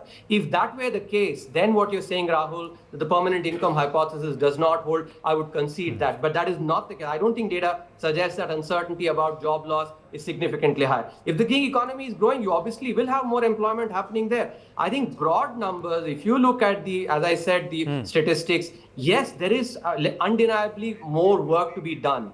But I think a lot of the narrative, the way it goes about, employment has been a sort of a disaster, I think that is not the case. That is all I'm trying to say. Right. KVS has to leave, but with the promise that you'll come back and join us very soon. You've anyway said that you're staying up all night in your part of the world. So thank you so much. But as we say, hi to S. Chandrasekhar, MD and CEO, Digi Project. Rajiv Desai is with us. Now, to all our panelists and to our viewers, we can always look back and look at these numbers and say what's not happening. Can we change the discourse and say what is it that we need to do? And try and look at how is it that we're going to do it. One aspect is where everybody's, somewhere, do we agree as a nation that we have to set our benchmark higher than our expectations to be able to, is 7% growth enough? Or are we have to look at a double-digit growth? And if that double-digit growth has to happen, should this budget show how is it going to happen? Is it going to push a roadmap there? S. Chandrasekhar. Unemployment is there. There is also underemployment. There is hidden employment. There are a lot of issues, S. Chandrasekhar. Where do you think, what is it do you think that we need to do or this budget needs to show us to be able to overachieve? Hello, can you hear me? Yes, sir. Go ahead, please. Yeah. So as far as the IT industry is concerned, the IT, BPO, outsourcing industry, there is still a lot of headroom to grow. So while we are talking about growth in employment, we should also be cognizant which are the low-hanging fruits, which are the sector where we are established leaders, where there is still headroom for us to grow. So there are some policy interventions which are required, and if these are done, there is still significant headroom in the IT BPO sector. So that is one part. The second part is the new technology like AI, blockchain, 3D printing, etc. That is where a lot of investment will be required in doing capacity building. And what we did for the IT sector, starting from the Y2K and then moving to the outsourcing, that same thing can be replicated in AI and various other sectors. So the current aim for the low-hanging fruit, use the headroom that is available, and for the future, invest in future technologies, ensure the startup ecosystem is encouraged further, and then take the numbers higher. We're going to take a break. We're counting just up to 2.5 hours before the budget is presented in Parliament. Finance Minister should be coming in, but quickly, sir. Rajiv Desai ji, since you walked in, you have not spoken, so. Yeah, well, the fact of the matter is that if you focus only on manufacturing, and this is not an area India is well known for, and that's also largely due to the lack of infrastructure. So I think there should be a laser-like focus on the development of infrastructure, which creates the jobs and creates the background to create more jobs. So I don't see what the discussion should be. I think we'll just keep focusing on infrastructure. Focus on infrastructure, focus on getting more competitive, focus on manufacturing, focus on what we need to do as a nation. It's not about what we have done, it's about what we need to do. Is this budget going to lay the roadmap for that? The MOS Finance has reached the Finance Ministry. The Finance Minister should be reaching there very soon. She's just spent the last evening with the entire team that's put together this budget. Will she walk out with that pasta of hers, or the Bahi Khata, which would have that electronic digi laptop or tablet from which she will present the budget? We should have those visuals also. We're taking a very quick break. When we come back, we'll look at and focus on what needs to be done. We'll put the collective brain power here in this studio, the CNN News 18 DBS Budgets Day studio, and try and get solutions which you should expect from this budget, NDA 3.2 budget. Stay with us.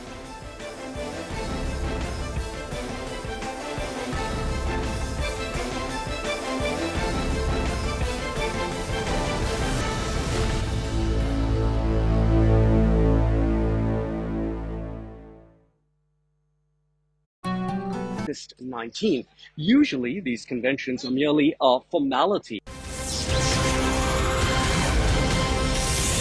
Well, we are continuing to track some updates from the United States of America. This is another breaking input where Vice President Kamala Harris has now said that she was honored to receive President Biden's endorsement and intends to earn and win the nomination. So these are the latest inputs that we are tracking at this point of time, especially after President Joe Biden dropping out from the presidential race. Vice President Kamala Harris has said that she was honored to receive President Biden's endorsement and intends to earn and win the nomination. Well, Akanksha continues to stay with us on the broadcast. Akanksha, how does Kamala Harris plan to leverage this support, especially favoring the Democrats at this point of time? After yeah, go ahead. You've already talked about how she's in fact honored. The fact is that we've seen that tweet come out from Joe Biden yesterday, where he has in fact extended all his support behind the vice president at the moment. And having said that, the only possible, there are multiple scenarios as we were telling you, that they may conduct various forums, sanctioned forums across the country, where you may have somebody also moderating those events. But the fact is that, you have had delegates who have been pledging their support behind Joe Biden. So in most likely the scenario, considering we've seen the US president sort of extend his support, sort of also cushion Kamala Harris's current standing, you may have that set of delegates who have in fact been supporting Joe Biden also extend their support behind Kamala Harris. Or you may, in fact, also have the Democrat National Convention, which the DNC will be taking place in mid of August. You may have a voting that may take place over there. And it's very crucial right now for Joe Biden to also endorse a candidate, because that will sort of perhaps give more clarity to the rest of the party who to, in fact, rally for. But having said that, many would in fact within the Democrats be talking about how they would not want somebody anointed just yet. They would want a more democratic process to perhaps shape up. But will that mean that Kamala Harris is finally the only candidate is something we'll have to see, take place in the next few days. We'll have greater clarity. Right, Akanksha, I'll request you to stay with us on the broadcast as we are getting yet another breaking input from the United States itself. Now, soon after Joe Biden dropped out of the race and endorsed Kamala Harris.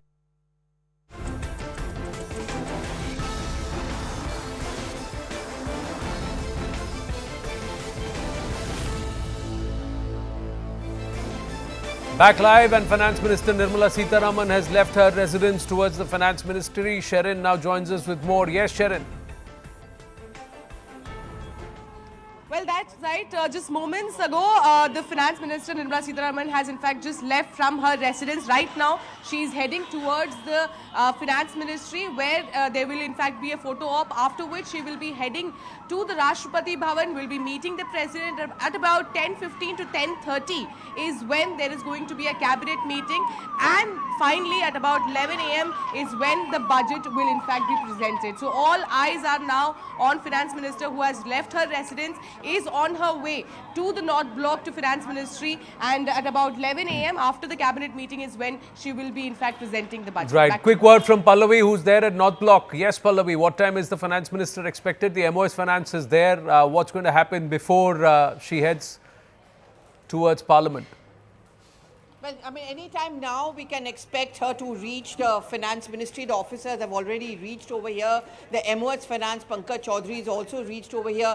What really happens now, and through late evening and into the night, we saw the photo opportunity which was released by the Finance Ministry. So roughly around 9 a.m. she's going to be poising here for one last photo opportunity over here before she heads to Parliament. But from the Finance Ministry, she's then going to be going to Rashtrapati Bhavan. That's a convention where she presents the budget to the President of India, and after that she's going to head back to Parliament. Around 10 a.m. is when we are being told that on the Makar Dwar she's going to stand on the steps with her entire team and show that Bahi Khata, which is of course going to be the budget. After that, at 10:15 a.m. is the cabinet. The cabinet formally approves the budget, and then after that at 11 a.m. exactly on dot, that's the only agenda inside the Parliament, when Nirmala Sitharaman will be presenting her 7th budget.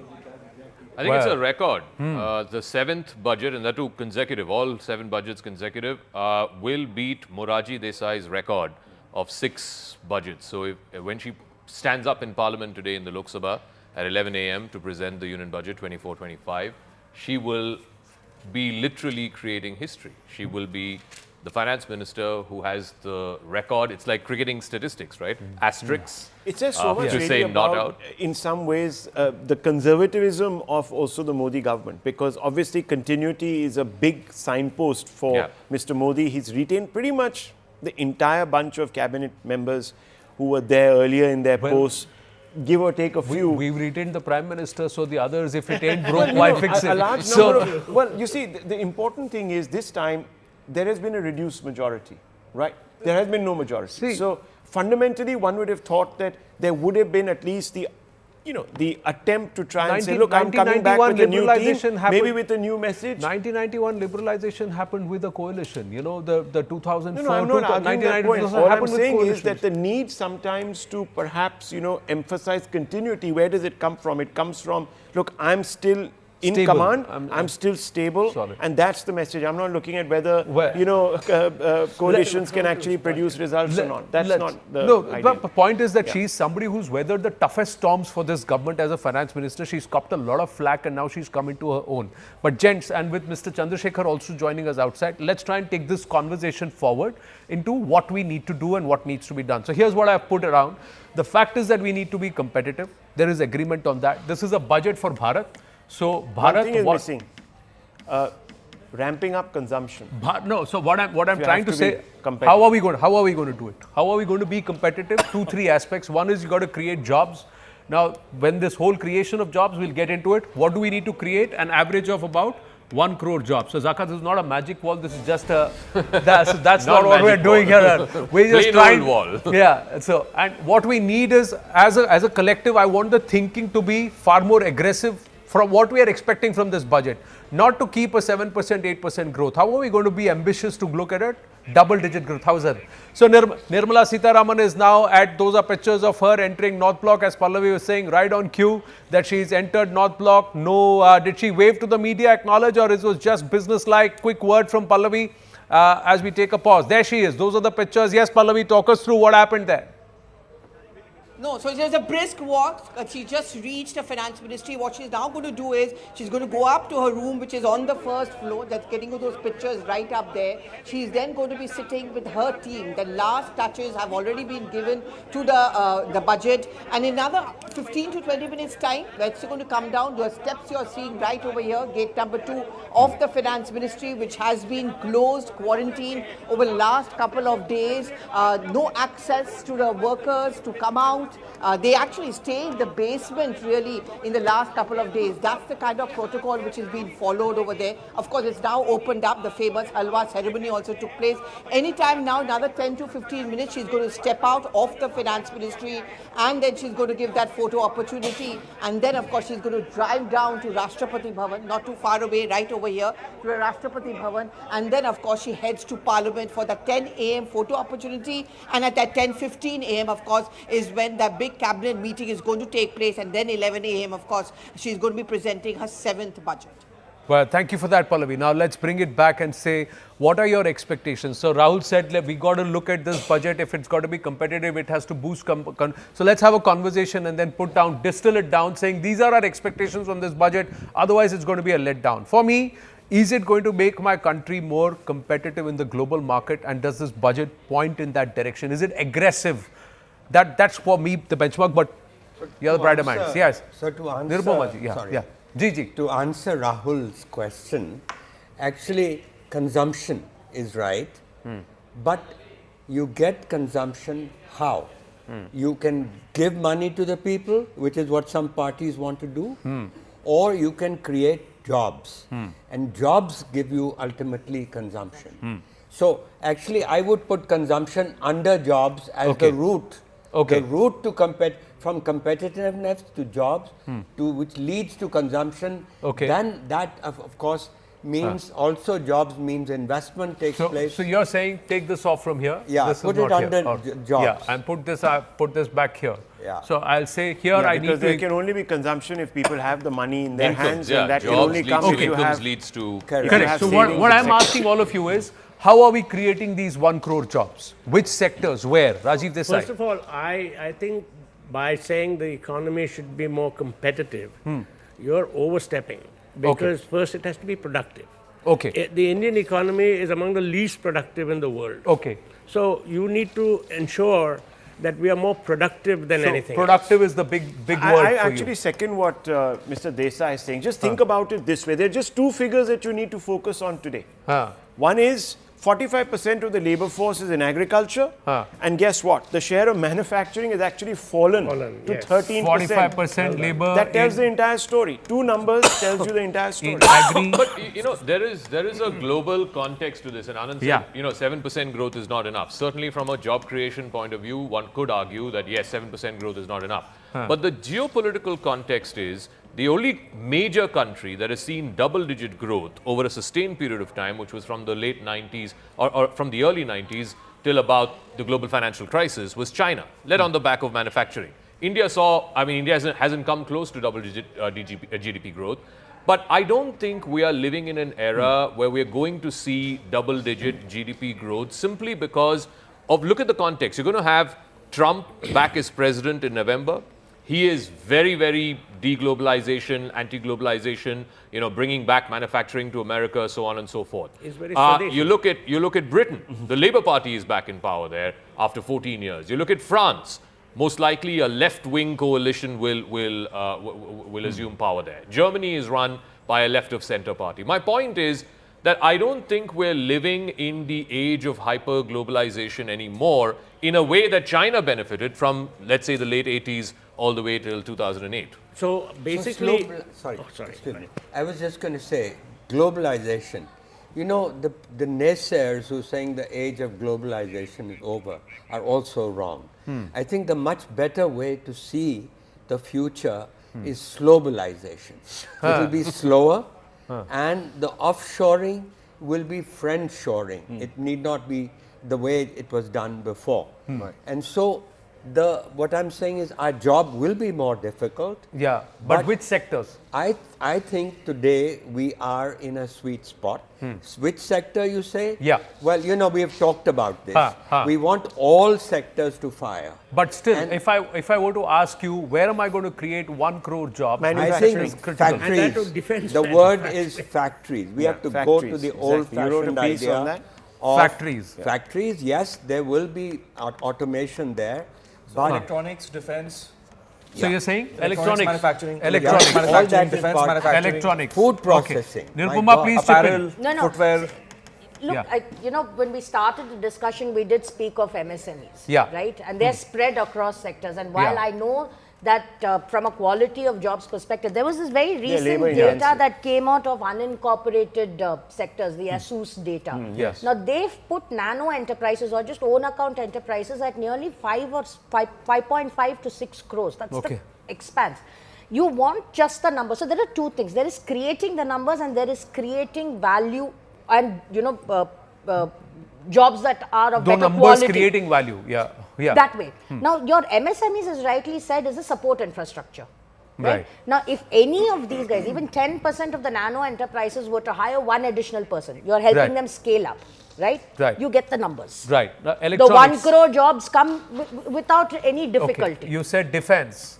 All right. Defense was so where so you look I'm saying something he said defense. Rajiv said defense. But I'm saying that you need to concentrate on your nano enterprises or your smallest of smaller MSMEs because if they hired just one additional person, even 10% of them, you will get your 80 to 90 lakh jobs very easily. But the nano enterprises are manufacturing for the big guys. Correct. So unless the demand is there for the big guys, so nano enterprises are not surviving on their own. So while I agree with that, it's not always. So they do only 7% of them, even according to the data, actually cater to your manufacturing supply chain or your ancillary. But you know, am I right here? Get the big guys like Apple. Yes, we need to more big guys. For the big guys, the job will have to be done either by the center or by the states. Actually, the states should really be in competition, going for the big labor-intensive brands. Okay, big guys who are labor-intensive. Now the problem is, now let's get to the elephant in the room. Yes. Now, to attract big capital, you need to have a conducive environment, at least regulatory environment. For that, you have to start making certain concessions. Is there political capital right now, even the political appetite to make those concessions? Okay. And here is where I have a problem. Can you park this question and we lead with you? Can we park this question? We got to take a break. This whole aspect is what you're saying is how, right? Yes. How are we going to do this? Exactly. So how are we going to do this when we come back from the break? Stay with us.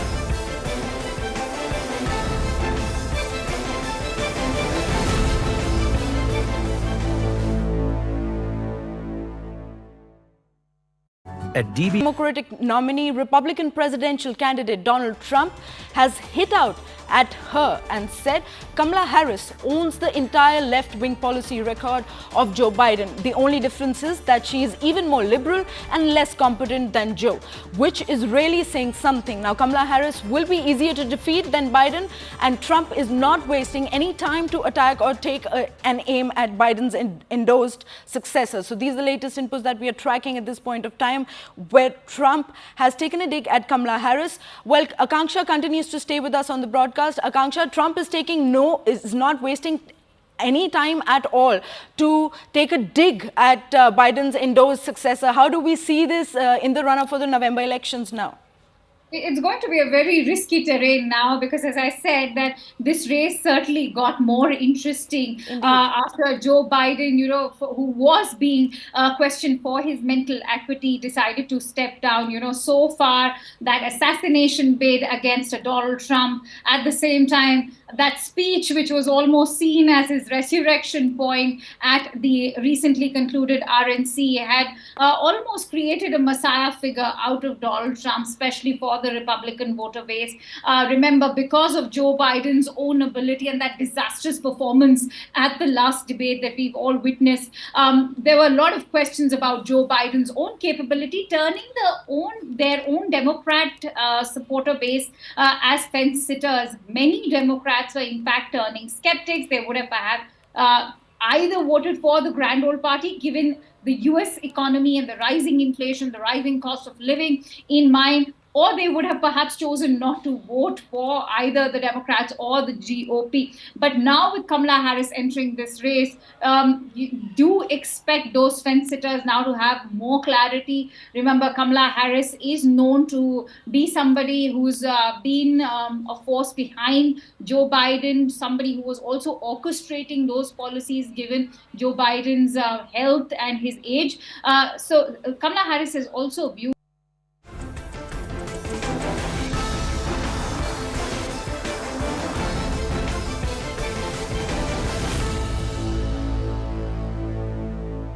प्रधानमंत्री जी का जो मंत्र है, सबका साथ सबका विकास, और जिस प्रकार से आपने देखा होगा कि सदैव बजट राष्ट्र हित में आता है, उसी प्रकार से ये भी बजट आएगा।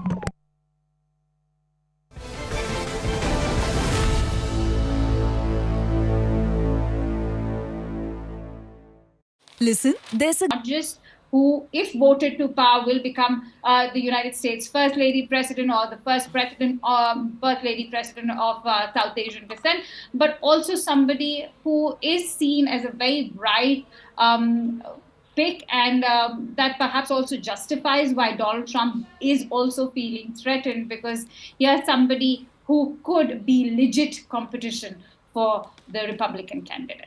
Right, Akanksha. I'll request you to stay with us on the broadcast, as clearly Joe Biden dropping out from the US presidential elections has stirred a lot of controversy and is getting a lot of reactions from the ground. But now we're tracking some updates. Again, former US President Barack Obama has now praised Joe Biden for deciding to drop out of this 2024 presidential race, stating that Biden has been one of America's most consequential presidents. He is a patriot of the highest order. These are the latest inputs that we are tracking, and Akanksha continues to stay with us on the broadcast. Akanksha, a word coming in from the former President Barack Obama praising Joe Biden for deciding to drop out of the 2024 presidential race. How are we perceiving this in the larger political arena? It's a very interesting tweet congratulating Joe Biden, because several analysts and foreign affairs experts have spoken about the rifts between this relationship. Do remember that Joe Biden and Barack Obama have been a very strong partnership when Barack Obama was in power as the President of the United States.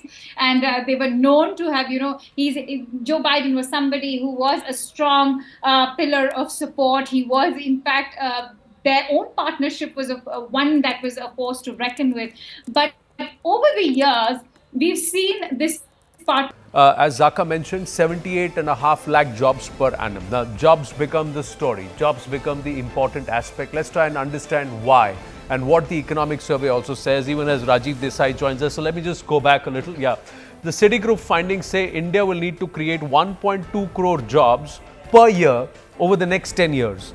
RBI's interim report says job growth up by 6% in FY 2023-24 versus 3.2% in FY 2023. Present growth rate will only allow 80 to 90 lakh jobs. RBI says 8 crore plus jobs have been created between 2017-2018 to 2021-22. Even if the GDP grows at 7%, India will struggle to create jobs. Average of 2 crore plus jobs per year despite the COVID jolt. So these are the 2 points which are coming through. 46% of the workforce is in agri, contributes less than 20% to the GDP. The Ministry of Statistics survey puts the workforce at 568 million. Now, numbers are very interesting, ladies and gentlemen. They can look good however you want to look at it. But KVS, the question is, do we need to actually dive into the numbers if there was a job creation situation on ground? And how do you think we can do that? We'll try and get onto the board and get everybody's thoughts and say, let's try and see if there is a work, is there a formula, is there a way that we can do it? But the conversation point is jobs. Let me please ask you, how is it that we can create, let's say, 1 crore of jobs? Because we'll have to aim higher than what the government is saying we require to do. It cannot be at 78 lakh jobs. It has to go up to 1 crore, because the private sector and their finding is 1.2 crore jobs. So somewhere in the median is I have to create 1 crore jobs per annum. And can that be created only by the government? On employment, I have consistently believed that the negative narrative using very poor quality data has been far ahead of the reality.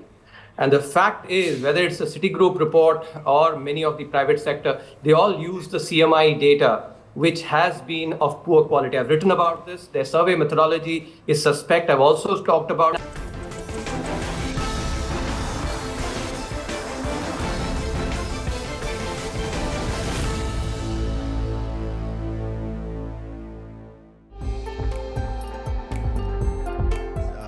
some relief should be given to the middle class. The second thing is that expenditure on education, especially higher education, need to be given more, because I think we need a lot of innovation and new initiatives in higher education, and that requires a lot of budget, especially for public sector universities and institutions. Focus on this infrastructure development, and also focus on higher education. Focus should also be on rural economy. I love to have some focus which is women centric, because when a woman goes to job, she goes along with her family, everything. So these kind of things, if they can be factored in a budget, that will be great. And as an individual, I like to see health sector also as a priority, because if things like COVID attack, you never know what you are going to expect.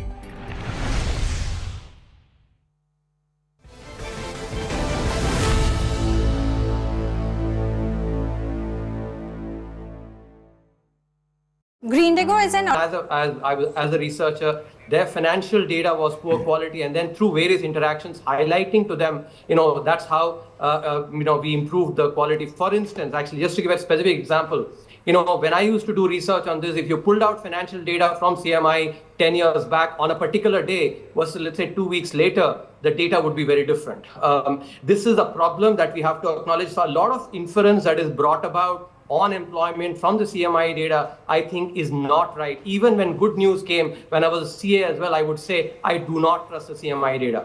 So I think it's important to remember. If you look at the PLFS data, which is far better quality, or the CLEMS database. The CLEMS database, by the way, is not an Indian database. It actually is used across the world. Okay, there's CLEMS Asia, CLEMS worldwide. And the RBI report uses the CLEMS data. I think we have to be very important. I can see, all of you actually for some eyeballs, etc., focusing on some of the negatives of employment. I'm not saying that employment, jobs need to be created. But the Citigroup point that, even at 7%, actually, you will not create. I think that is obvious, because you can also. You are watching CNN News 18 and DBS Budget Day Studio.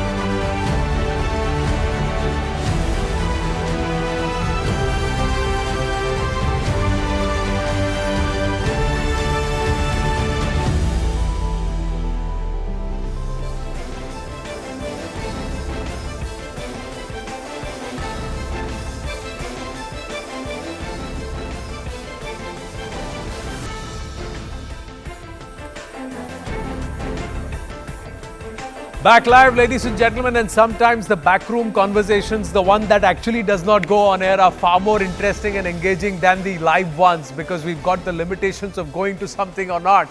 But here it was unbridled conversations. We will try and make sure that sometime in the future we will get you all of that too, because it was no holds barred, but one collective thought. And as I'll bring it back to everybody, ladies and gentlemen, there are problems and then there are solutions. Now we can continue to talk about problems, or let's look at solutions. How can we solve this issue or the predicament for the Prime Minister and this country, where we are right now, ready to take off, but do we have the signals to go up and make that leap? Now, how are we going to do it? Back here, Zaka, Rahul, take this conversation forward with our guests. We should have Sumant Sinha and Mr. Bansal also joining us in a bit. I think one of the things that so the question is how? The table agrees on. One of the things is to create jobs. Is to create jobs through the factory, sort of, or manufacturing. Get the big guys. Call it what you want to. Yeah. How? Now this how? So Gurcharan Das, I want to ask you this, because look, to create an enabling environment for big business, the one word that constantly comes up is reform, and reform further or deregulate. Yeah. Is there political capital right now with this government to push some of those decisions to do it?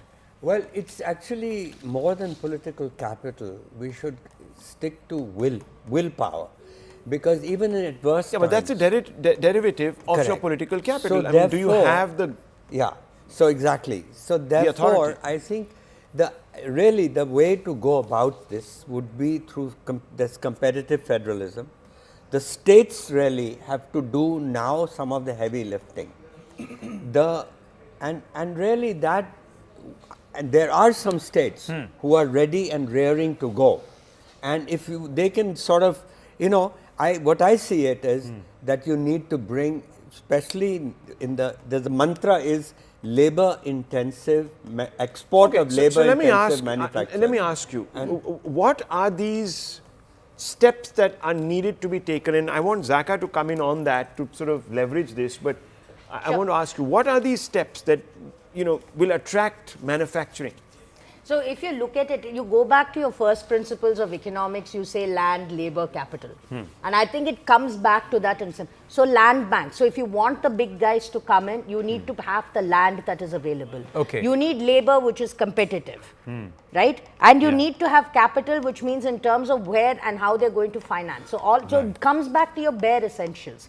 But I'll tell you something else also. See, the additional bit is we've been talking so much about ease of doing business. And how does that translate? So, when World Bank rankings were a thing and we said, starting a business was easy.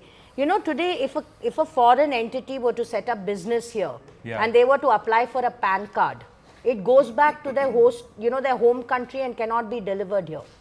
So the entire process takes a month, and without your PAN card, without your IDs to actually start your business, what can be done in one day probably takes over a month. There's still about 60 or 65 forms that need to be filled. This is such a small thing that one can actually deal with. Join in the conversation. No, I think I agree with what Nirupama ji is saying, that look, ultimately it boils down to two things in my view. If you want to bring in Apple to manufacture in a big way, or Samsung or Hyundai or whoever, if manufacturing in a big form boils down to two things, land and labor. And land and labor are ultimately, whether you like it or not, are state subjects.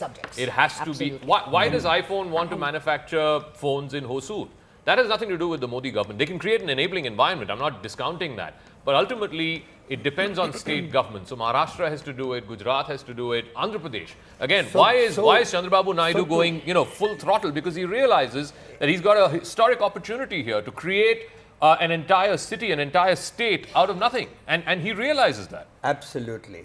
So therefore, the idea is really it's the states, and if the states are smart, they would find out who are the biggest manufacturers of labor-intensive manufacturers, who are first of all the brands, the Nikes, the Levi's, Uniqlo, Zara, H&M, Banana Republic, Navy, Marks and Spencer, LL Bean, Kmart.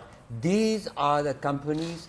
These often have outsourcing units, like Apple had Foxconn. Yep. So the process is you have to target them, you have to go and Bring what them is in. worrying Right me, there. and I But want to here- put this out there, what is worrying me is whenever I go to Zara, for example, or H&M, and I flip the label, I see other countries. Yeah, At one time, I Vietnam, used to delight Bangladesh. in the fact that, Yeah. okay, India was the label there, you know, made in India, but I don't see it. And I want to ask you, Rajiv Mantri, why has a share of manufacturing fallen? We're talking so much about make in India for the last few years, but share of manufacturing as a proportion of our GDP is falling 13% now. Agriculture is growing. Well, one answer is that the services sector has really outperformed. So as a share, you know, the manufacturing pie has come down. Do you agree? Let him complete. Let him That's complete. an identity, right? Right. That's an identity, right? So the services has done so well. Yeah. Now we are exporting over $200 billion worth of IT exports. And because of the outperformance of services, Yeah, but to some degree, manufacturing has taken a hit, Of course. and we haven't done enough. I mean, I've been saying this over and over that implementation of labor codes. I think the government has done a lot to open up FDI into many new industries. The corporate tax sort of reduction for setting it at 15% for greenfield companies in manufacturing was also a very good move. So things like that have really helped. Or PLI or the PLI scheme as well. But PLIs also, I see them as a kind of bridging the gap It for needs to be certain reaching. factor market. the defects in the PLI. yes. It should not reward production. It should reward exports. It should reward labor intensity, and there should be a sunset clause in every PLI contract on tariffs. No, and the That the PLIs tariffs cannot become have to go substitute. down. Yeah, They can't be a substitute for the core reforms. Right. exactly. Sunil Alak? But Good All morning. all I want to add is not the figures and whatever you all know much more than me. But look, if you see Bangladesh and you see Sri Lanka has come up on tea and Bangladesh has come up on textiles. Because they have large factories. Look at China. Look at we have very small factories. I was on the panel for the government on handloom, which is something which is labor intensive, like you've said. But yet we don't have enough. Like if we go out to boss and we go out to everyone, they will say, do you have an aggregator who will take care of all the stuff? And Bangladesh also accepted, I would say, certain a very loose sort of implementation or very easygoing labor laws, so therefore, which caused its own problems there. But as a country, as a society, as a democracy, are we willing to live with those consequences which may happen? That's exactly that's the question I was asking. So about therefore, does the we Modi should government ask, right no, now have that He has political rightly capital? pointed out that the fact is that look, the SSI reservation went away in 2005. We're sitting now in 2025, and no large industry in that factory kind of thing has come up in our country. We don't. There's not one consumer brand. Let me ask everybody. India. Okay, Why? it's not come. Yeah. So why? therefore, and what we need to do. Yeah. So today, therefore, what I'm saying is to expect large Indian industries to actually do it in quickly, because we have only about 10 years. Yes. To do it quickly, you really need then to go for the way Apple came. That's the route. Right. With Apple came Foxconn. With similarly Indian Wistron. So the entire So the whole ecosystem picks up. Once you have a few of these iconic tentpole companies. The pole companies. There's a domino. Yeah. See any one of those companies which are missing from India, you can go and talk to them. They say, look, where is the large factory where we want to make stuff? Right. Whether it's H&M, whether it is Marks and Spencer, but Bangladesh and Sri Lanka provide factories which are huge. China has provided which are huge.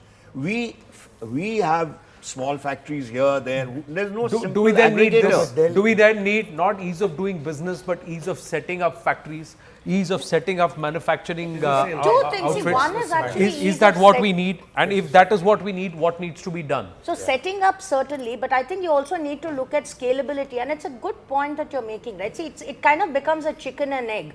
You talk to the big guys, they say, okay, we have the capacity, let's assume the land is available for the big sizes, but then our supply chain is not robust enough to meet. And then when you go to the supply chain people, which is the MSMEs, and ask, then they say, well, they're not there, so we don't do it. So it's becoming chicken But what and egg. Apple has shown is that once you come, the process moves very quickly. Fast.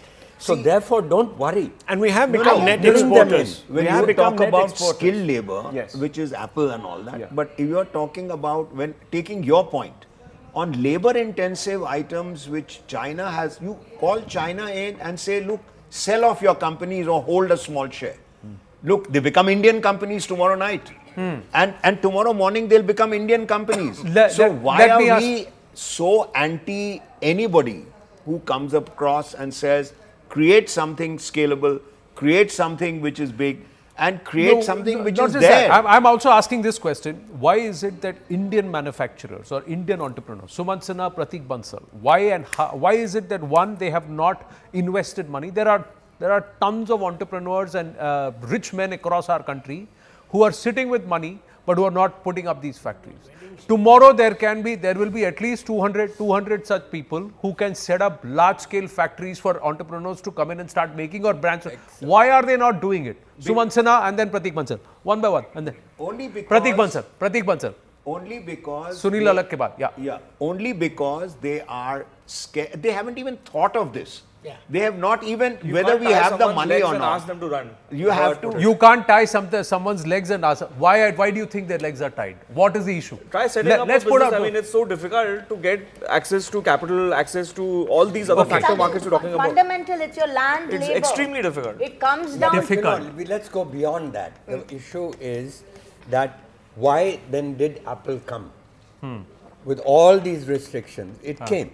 Once they come, this is what China also discovered, that once they created that hospitable environment for them to come, things move very rapidly. Okay, let me just take this out. I know we tend to forget those who are with us. So Pratik Bansal and Sumant Sinha with us. Pratik Bansal, weigh in please, and then Sumant Sinha.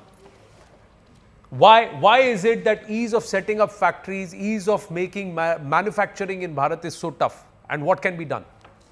So personally, I would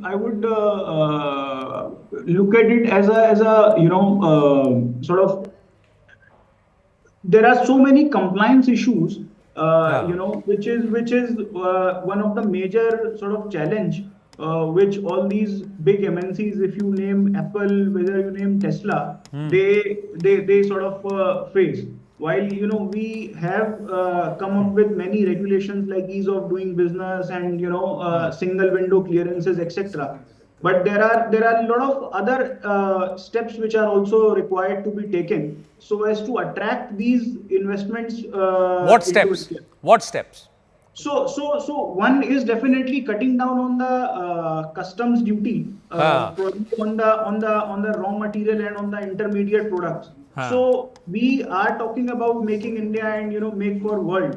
The basic step for that would require the reduction in the customs duty, and you may increase the customs duty on the final products. Okay. So as to discourage the import of the final product into India. Okay. But to ultimately sort of attract people to set up their factories, you have to reduce the customs duty on the raw material. Customs duty. Okay. Sumant Sinha, would you want another aspect? So look, I think that setting up businesses in India for young new entrepreneurs in the hard infrastructure or manufacturing areas certainly is not easy, but at the same time, it's not that it is undoable. Okay, I think if you put in enough effort and if you know how to do things and operate in India, I think it's doable. I don't think that governments, state governments, or other land allocation entities are sitting there and saying we won't give you land. So with I agree, you have to run around a little bit more, and a lot more of an energy goes into those kinds of issues, but it is certainly doable. The FM is just coming out of our office in our block. Ma'am, just give me 1 second, sir. I'm going to come back to you. The finance minister is just leaving along with the two MOSs on the footsteps of North Block, the finance ministry. And she's got the Bahi Khata in her hand. Will this Bahi Khata unlock the potential for Bharat to make it more competitive, thereby creating an avenue for 1 crore jobs? Pallavi Ghosh. Per annum, 1 crore jobs per annum. Yes, Pallavi Ghosh. You can see her. She's walking up towards yes, the that's media. going to be a Go huge ahead, please. focus. So she's flanked by the entire team. She's flanked by the entire team and her entire trademark Bahi Khata. That's the interesting story really behind it. She's done away with the briefcase 7 years back. That's the Indian aspect of the general budget. Another throwaway, I would say, of the British legacy. That's what she had said the first time. Actually, inside that Bahi Khata is also her iPad. So that's how digital as they get. A paperless governance is what the government has been stressing on. So even as we see our pictures standing right in front of us, 7th budget, a record for her, and she's flanked by Pankaj Chaudhary, MOS Finance, and the entire team of the Finance Ministry who have been working round the clock in the last 1 month, I would say, meeting representatives from across the spectrum, the banking sector, the corporate sector, the Swadeshi Jagran Manch and the common people, and of course the state units as well. She gets into her car now. She's going to drive down, in fact, to the Rashtrapati Bhavan. And then after that, because you know what the protocol is, that the budget is first presented to the President of India. She's there driving down. I'm just getting you those pictures where her cavalcade is leaving for Rashtrapati Bhavan.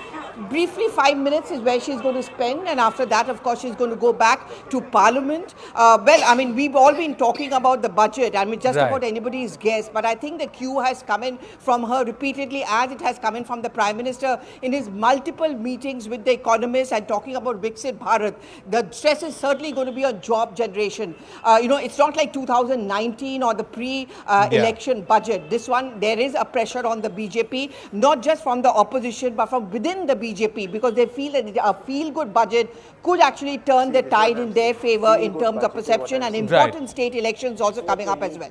Right, thanks for that, Pallavi. We'll come back to you. She is going to be meeting the President at the Rashtrapati Bhavan, then she'll come back, she'll be into Parliament, the budget will be approved by the Cabinet, and then she'll be, now the narrative. What needs to be done, I think there is a very important signalling problem that needs to be overcome very quickly. The expectation here is a little bit of a populist budget, and of course that term is a loaded one, because populism could also mean that you're cutting, for example, taxes for the middle class, which many people will again have a problem with, or for the corporate sector. But populism comes in different shades. All I'm trying to say is that the government needs to wrest control of the narrative from the opposition.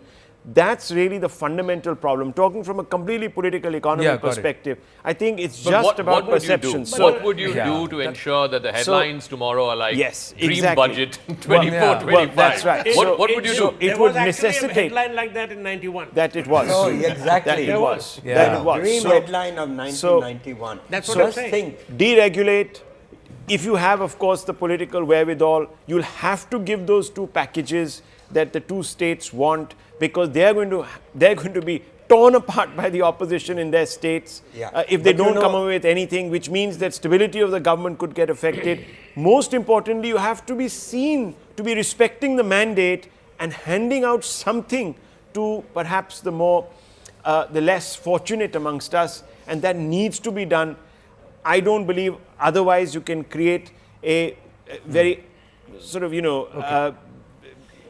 positive headline. Sunil Alag, Rajiv Desai, Zaka, then You know what I want to say is that, look, labor laws and whatever compliance issues and red tape is ancient now. Yeah. If you have an industry and you go to the government and say, look, I'm going to set it up for you, then they will break all kind of laws for you.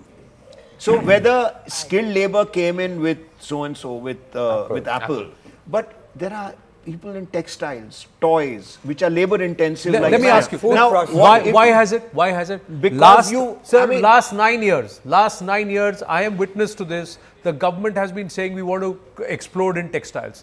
Yesterday, we had a guest who said very clearly, Piyush Doshi was there from FED, and he said, if we do $10 billion worth of exports of textile, we are creating 15 lakh jobs. Every $10 billion worth of textile export is equal to 15 lakh good quality jobs on ground.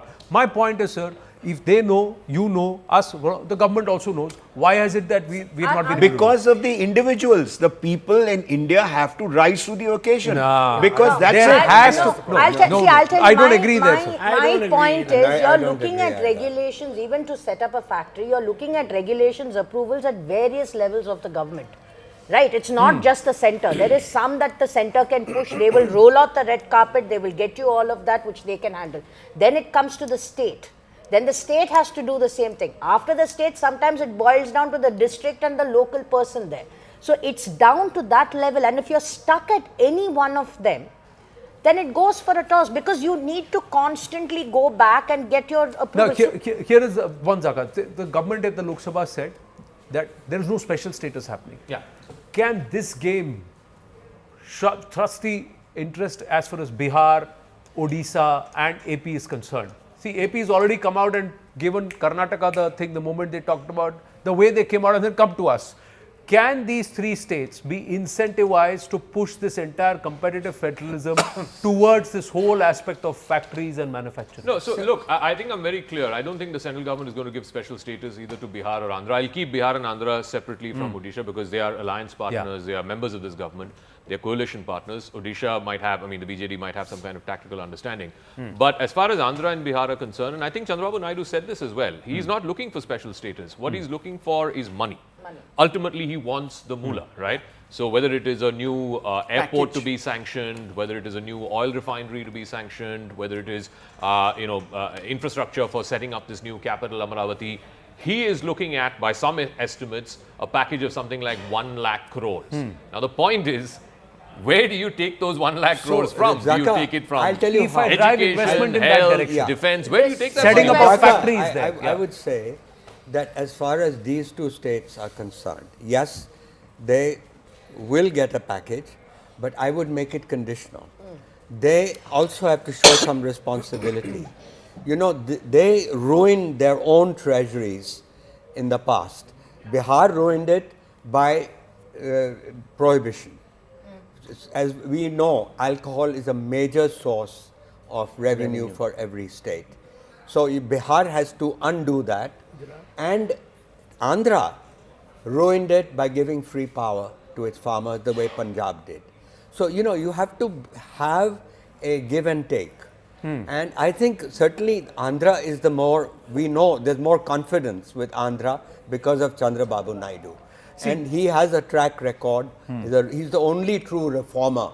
AP, Odisha have port access, just like Gujarat, Maharashtra, Goa, Karnataka, Kerala, all of these states. I'm just saying, why is it, if it boils down to central policy and then competitive federalism, why is it that states are not more aggro? Rajiv Mantri and then Sunil Alak. Why is there some solution here where states start saying we can do a lot more? No, I think some states are doing a lot. So Uttar Pradesh, Tamil Nadu, let's see now what Andhra Pradesh and others do. But I think what we are actually all debating about is all these measures are not adding up to sufficient numbers in terms of the job creation, in terms of, let's say, the labor intensive industries coming up, etc. So all of it collectively is not adding up to a number which moves the needle for the country. Right. And then if two states pull in one direction, two others go in another direction, that also sort of muddies the environment somewhere, right? True. So we pulled out the median between what the government says, RBI says, and what the or the economic survey says, and what the Citibank report says. Suman Sinha, if we are able to create the focus being, let's create 1 crore jobs per annum. If that's the central thought process, does everything else then trickle down? Are you looking for something like that from this budget? Can we expect it? Pratik Bansal? Yeah, so we can certainly expect, creation of a job, and as they have already said that they are moving towards the Viksit Bharat objective. So, in line with that, I would expect that the focus of this budget will be completely the creation of jobs and probably SOPs to the common masses as well. If you see the economic survey yesterday, they had said that right now we were talking about the center and the state sort of a relationships. Yesterday, in relation to MSMEs, they had agreed that there is a need for a deregulation and there is a need for a dialogue with the states. a joint sort of effort with the states, so that we can increase the potential. We can utilize the potential of the MSME market, which is contributing to around sort of 30% of India's GDP, and they are contributing to around 11 crores of employment jobs. Right. I think we may definitely see, and as the panel was also discussing, given the coalition government and the upcoming state elections, we may definitely see the budget being focused on the common sort of measures. Common measures, common. Okay. Yes, Sunil Alag. Just take a grab of this, and I'm going to move forward to 1 crore jobs per annum. And the thought process we go is, what are you going to look for in the budget that points towards that direction of 1 crore jobs? Yes, Sunil Alag. All I'm saying is that, look, you have to increase private consumption. Exactly. Whether it's rural or urban or if whatever you want to, ultimately, if you increase consumption, then automatically more jobs will be created, more people will spend. Now, reducing taxes. It's a virtuous cycle. No, one second. Where does it begin? Reducing taxes. And how does it begin? Reducing personal tax is not enough. Because if you have GST, if you add up everything that the government pays or the individual pays today, then there's hell of a lot more. But GST is not within the remit of the budget. What I'm trying to say, what can she do today? She has to say that, look, how to increase private consumption. That's the answer. Therefore, any move But for that, you need to create the jobs. No, exactly. You then have savings, and then you have people plowing those savings into the economy, so that savings will lead to a is not virtuous. The younger generation Whatever, are not forget bothered savings. about saving. You have to have disposable income is most important. that you can spend. So I'm asking you, and we come back to that question again. How do we create those jobs?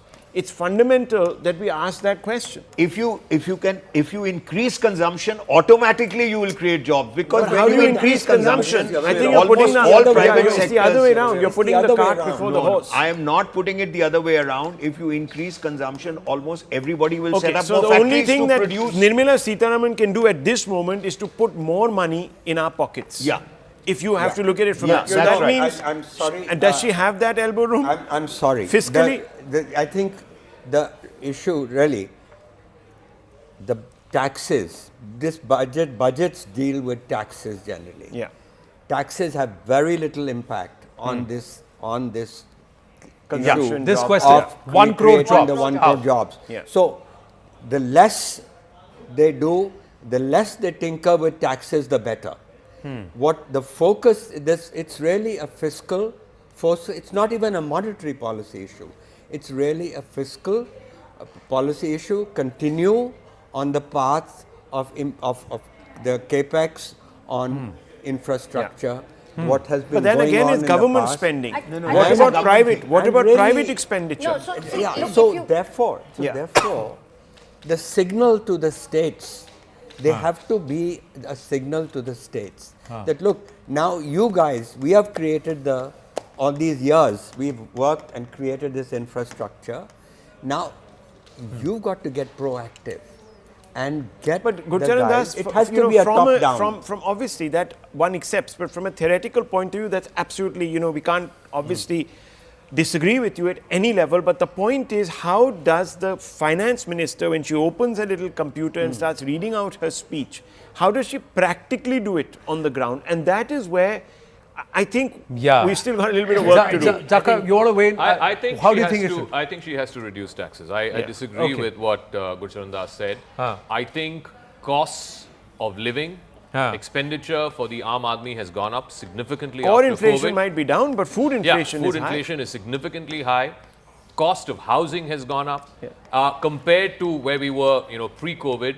It certainly has gone up. It's not just an India problem. Look at what's happened in Britain. Look at what's happened in France, even in the US, right? So to address that, you can do it in two ways. Either you bring down indirect taxes, which is largely now GST and which is outside the remit of the budget. So there's no point talking about it today. Or you decrease direct taxes. or change the slabs. So, you know, and I think was reading there a is, piece. There is fiscal room, because if you're going around Zach, saying, you're you know, absolutely right. record There was direct there taxes, is, we are record forgetting direct that there taxes, was a please dividend. give some of it back to there the is people. a dividend. There is a dividend that is available also to the government. So Yeah. let's just think about that also. Just 1 second, Rajiv. I was reading this piece, and it began with a very simple presumption. It's a tightrope walk. Can she give, and can she create? It's fundamental. That's it, actually. Can she give? What can she give? Yeah, and there is room. You can create room actually by divesting some of the PSUs we were talking about. So that's the privatization policy is in place. So therefore, it's when I said that taxes, certainly I think there'll have to be some inflation adjustment, but don't get fixated on food inflation. Food inflation is something related to the monsoons, the wrong crops that Haryana, Punjab are growing. Those are the things that are going to stop this idea of banning exports and punishing farmers. Those are issues of agricultural management. And I wouldn't get fixated on food. Food inflation is the main cause of inflation. So I wouldn't worry about that. Right, Rajiv Desai. I think if you study, which I have done, the budgets of the Gujarat government in the 12 years, during and before Mr. Modi, one of the things that was very clear, it ran up huge deficits.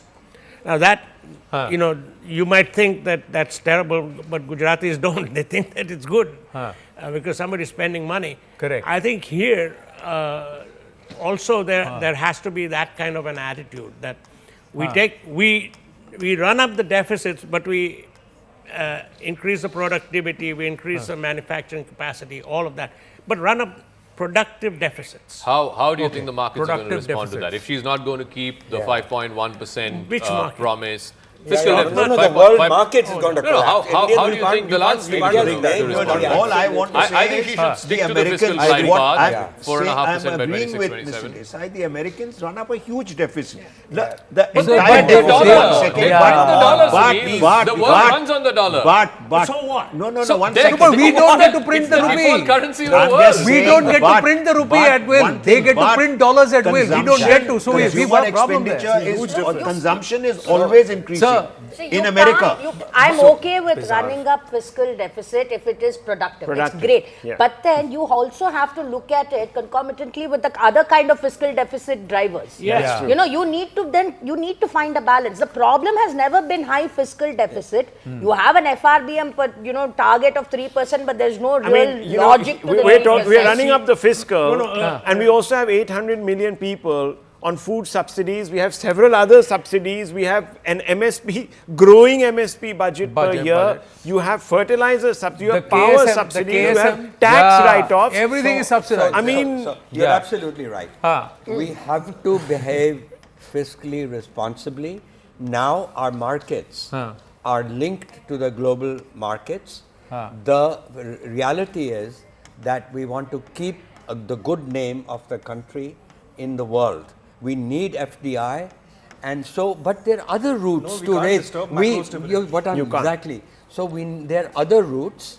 There's the privatization has been a real failure in our country.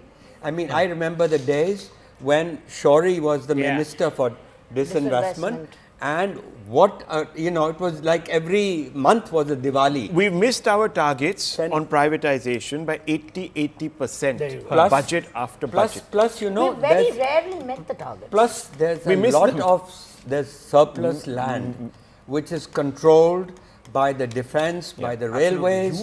There's a huge land across urban India. In fact, they're affecting the quality of life in cities, I would say. So then you have that. You can sell off those things. And plus you have things like the RBI dividend, other things which should, we need to pay back our debt. 40 or I think 50% of the revenue, I don't know what the statistic is today, but a little while ago it was almost 50% of the money going into paying for your old Paying debts. back debts. Okay, money going into paying back debts. Are we richer as a nation, and is the government richer in its purse? Does it have deeper pockets than it had in 2014 and 2019? I think collectively all of us will say yes. Does it have the arm room or the leg room to try and spend a little more towards welfare, or are we already having an overdose of welfare? Coming back again, gentlemen and the lady, to our viewers also. It's not about what the government is going to give me, which will help me, give me temporary relief. That's important. Yes, I would like a tax off too. I would like some ease on the brackets and some more money in my pocket. But long term, this is the challenge, ladies and gentlemen. If we don't have a budget that is going to create 1 crore jobs per annum, we as a nation will not grow at the rate at which we need to grow to become a Viksit Bharat, to become competitive. And if we don't create 1 crore jobs, no matter what SOPs and what welfare we get, within a decade, we are going to be bankrupt. We're going to look at problems. We're going to look at serious issues. That's where it is. We're just going to hold here. It's just a comma. Back after a break on the CNN News 18 DBS Budget Day studio with the NDA 3.2 Budget Day live coverage. Stay with us.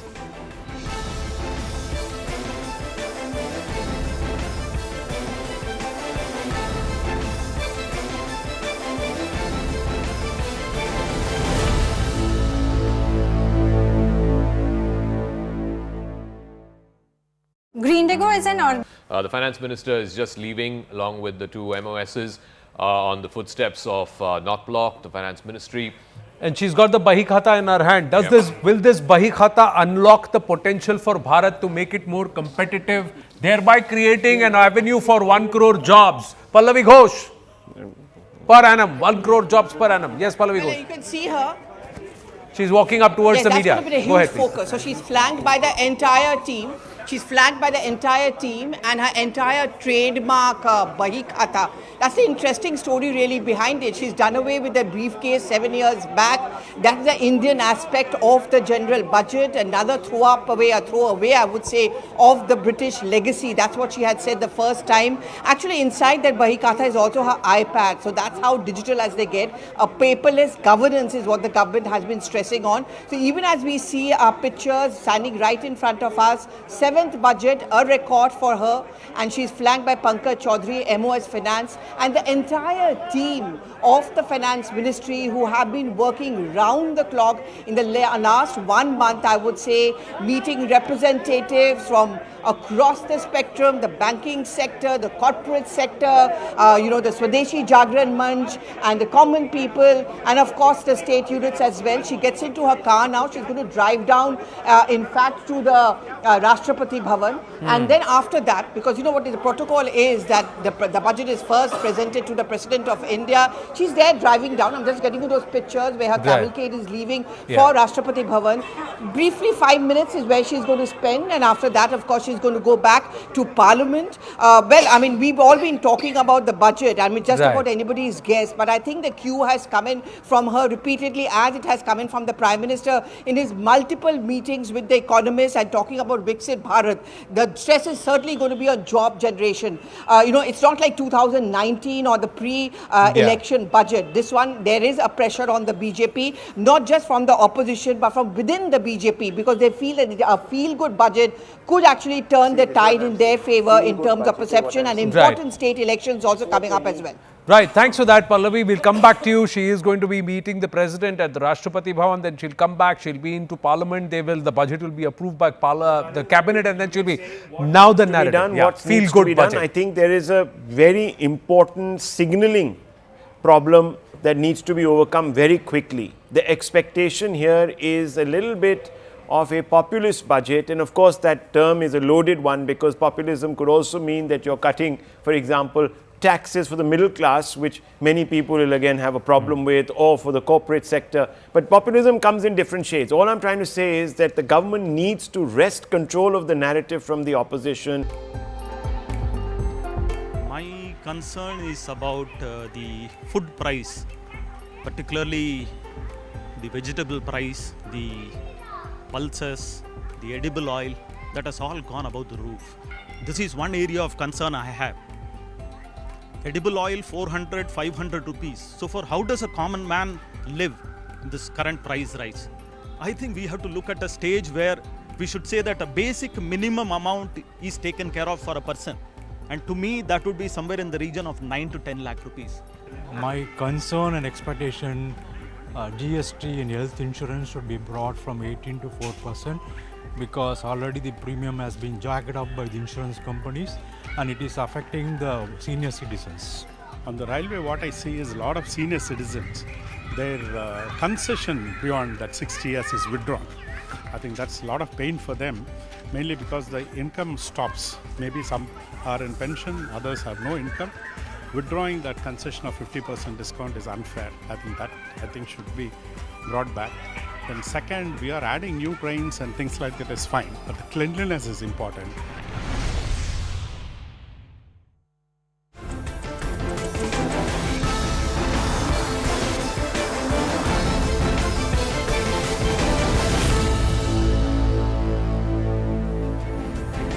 Back live, ladies and gentlemen, and I told you the backroom conversations are far more engaging. You can see the huddles as our guests are all coming back and taking their positions.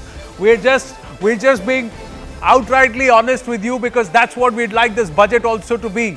Outrightly honest with the Bharatiya, to tell them is there a plan or not. And that there are discussions, very intense ones, because each of these panelists and each of my colleagues, all of us are passionate about Bharat's growth story. Because with Bharat, we will grow, we grow, Bharat grows. So there may be a divergence of views, but there is a convergence of one single idea, that this budget has to be for the progress of Bharat and the growth of Bharat, and it has to make us competitive on the world stage. Let's try and understand some of the positives.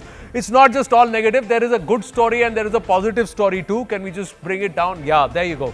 Now the GDP growth projected at 6.5 to 7% for FY25, in line with global estimates, and this is at a time when across the globe we are seeing a recession, a downward trend. But our country, our nation continues to go up. But is that enough for us as our own standards, or do we need to set up a higher benchmark? I am leaning towards the fact that we need to be a little more aggressive with our own growth estimates and our own growth targets. Retail inflation dipped to 5.4% in FY24, down from 6.7% in FY23. But still, the feeling is, bahut mehenga hai yaar. Why is that feeling still there? We'll try and ask our experts in just a bit.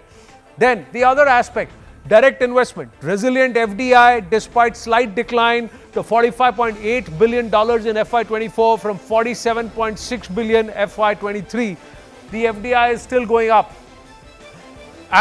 Let's say there is a marginal decline, but when global sentiment is going down, there is still optimism about Bharat. Then sectoral growth, services sector, let's look at the numbers. Services sector grew by 7.6% in FY24. Agriculture expanded by 4.18% in the last 5 years. Manufacturing, industrial growth, there is a surge. Industrial growth at 9.5% in FY24. Manufacturing sector rebound after a legacy of bad loans. So we're finally paying off our debts. Are we just around the curve, around the bend right now? Renewable energy. The sector to attract investment worth 30.5 lakh crore rupees by 2030. How many are looking at the potential of renewable energy, and how many are looking at the potential or the ability to try and take this conversation, this aspect of life, lifestyle for environment, sustainable growth, green growth as a potential? Now, some excerpts of that huddle, that intense huddle that was going on. Rahul Shivshankar, do you want to weigh in? I'll just tell you, the Jacob fundamental question today that we were sort of discussing is, what can she optically do to make us all feel good? Fundamentally, that is a question. And I don't think we've even been able to put our finger, scratch the surface or put a finger on that. So the suggestion I gave was to do what Margaret Thatcher did in England and Deng Xiaoping did in China. Now, Deng Xiaoping didn't have to, but because it was a communist country, but she had to do it for survival. And that really amounted to the very basics. There are 3 elections. I can see the difficulty this government is facing. There are 3 elections that are around the corner, and they are not easy ones for this government. And so, yes, this budget has to have some optics which suggest to the people, but ultimately it comes down to the heavy lifting of explaining to people. You know, the reality is this government failed to pass the key laws in land acquisition, in labor codes, and the farm laws. Labor codes has been passed. Well, no, the states have to pass it. Stillborn. Yeah, but they Parliament, can't. No, both they houses can't. have passed it. Look, but the reality is that unless the states move on it, anyway, let's not get into that. But that's what this government, I mean. The point though is that it's the basics of having to explain to the people, to these 3 states, but to the people of India, which no one has done, that how is it that when millions of people working for their own profit ultimately lead to the success of the whole society, create that kind of job. So how is it that the market works? That I think has to be the basic approach, and it has to be a relentless approach. It's not an easy one. It's not an easy one. I know that it's not, and the budget alone cannot do it. But the budget is a way where we all get together every year, once a year, and we look at the future of our country. Yeah, it's a tightrope walk for the finance minister, and nobody perhaps wants to be in her shoes or the prime minister's shoes, and especially now. It was tough during the COVID years, it was tough after that, but right now, given the current political scenario, given the kind of narrative shift that they're expecting, it's never going to be easy. And for her, perhaps, somewhere one would say it's thankless, because she's damned if she does, she's damned if she doesn't, but she's still been there on the face of it, Zaka, and she's been there, braving it. Like I said, this budget is going to be unlike any other that she has presented, simply because of the political context in which it comes. You're dependent on allies. Those are allies who will demand their pound of flesh. Certainly Chandrababu Naidu will, certainly Nitish Kumar will. Naidu does not have an election in 5 years, but Nitish has an election next year. You have to be seen as giving something to Bihar, something substantial to Bihar. It's, your government is at stake. You also have 3 very tough state elections coming up. Maharashtra, it's a big state, and given what we saw in the Lok Sabha, the BJP and the Mahayuti literally have their work cut out. So you have to be seen as giving something substantial to Maharashtra. Haryana, again, it's a small state, but an industrially productive state. You have to be seen as assuaging the concerns of young voters in that state. So this is a very tricky balancing act. I'm not saying that the previous budgets or the previous 2 terms did not have political compulsions. Certainly they did. The farm laws were one of those political compulsions, because of which it was withdrawn, but not the kind that we're going to see in Modi 3.0. And the most important thing, as Rahul was saying, you look at everything that's happened from June 4th, all the big news stories, right? Whether it was NEET, whether it was his whole covered business, it's the opposition that seems to be setting the agenda, and the government is seen as responding to it. The budget is perhaps the first opportunity that the government has got where it has the opportunity to set the narrative, announce something big. Feel good is a word that Rahul used. I don't want to use that word, but you have to be seen as assuaging the hurt that people are feeling, the economic hurt that people are feeling. Unless you do that, you can pretty much Zaka, just to pick up, goodbye. 1 second, gentlemen, just 1 second. Yeah, that's exactly what I want to get into. I look at the budget as in a game of tennis, for example, to draw an analogy. There's one point that is in completely your control, which is the serve. Yeah. Right? You can either hit an ace, or you can make a double fault. And it's all on you, right? So if you just extend that, there are 5 areas that I think we must look at to see if she has been able to capture the headlines, because these are the expectations. And sometimes you have to set the store by what the criticism is. So 5 areas. And this exercise is within 3 months, or within 2 months actually, of a very consequential result, election result. So you need to have the ingredients to propel economic growth, because that's what cost you the lack of fast top-line economic growth. Now, you can say that, we're coming out of a black swan event, this, that, we've done credibly, but obviously the expectation is much higher from the Modi government. Job creation, big problem. It cost you votes. Now, whether you're living in denial, it's your problem. Okay, point number 1, I'll just take it one by one. So economic growth has to be sustained at a higher pace, right? Job creation, extremely important. You have to create the schemes, the announcements, the policies, etc., that will obviously lead to a more equitable job creation. social welfare you cannot compromise on. Absolutely. You have to send out the signal, otherwise the opposition that is sitting there, 200 strong in parliament is going to shred you and say, what is it that you've given for the people? The people want succor, you haven't given them anything. Small businesses, startups, infra, all of this will fall under how you can sort of create that space. But the other thing, tax relief, because you have to boost consumption, whether it is on the back of taxes or by creating those jobs, it all comes back to that. That is the one part of your economy that hasn't fired. It is consumption. You're producing enough, perhaps. You're bringing enough food to the table, but the consumption is the problem, and that's really not creating this. Can I just add to whatever? Look, the average person, we are discussing fiscal prudence, fiscal deficit and everything. The average 800 million who are out there don't understand one word of what we are discussing. Exactly. They want to know in the budget what is in for me. Yeah, but they don't understand Sanskrit either, and still That's it. Because ultimately, we're just getting. Just give me 1 second. We're getting shots of the finance minister presenting the first copy of the budget to the president of India, Draupadi Murmu, and I think that sweet exchange ceremony is also something that is part of tradition. So you have the MOS Finance, you have the finance minister, and the entire team. So it's the team that prepares the budget. The expenditure secretary, the revenue secretary, the finance secretary, the CEA, all of them sort of meeting the president, and then she presents the first sort of symbolic copy to the president, and then goes to the Parliament building, where under the Prime Minister's leadership they convene the cabinet endorses the budget, and then she goes to the Lok Sabha to present at 11 a.m. Yeah, so there will be the formalities. So this is about the feel good, the factors that the average 800 million people are going to ask, what's in it for me? 1 second. Look, economic growth, they've assumed, they don't understand the word economic growth at all.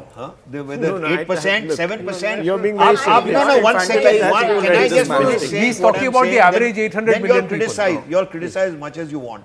Look, whether it's 8%, 7%, 6%, how much is it translated to me? They don't understand one word of what we are discussing on economic growth. What they want is jobs, which you have said about feeling good, that look, unskilled, if he spends on capex, how do you sustain capex? How does that minister create unskilled jobs for everybody in? Now, the question is attitude. When most people are getting freebies, they are saying attitude, humko kaam kyun nahi karna hai? Most average people are not working.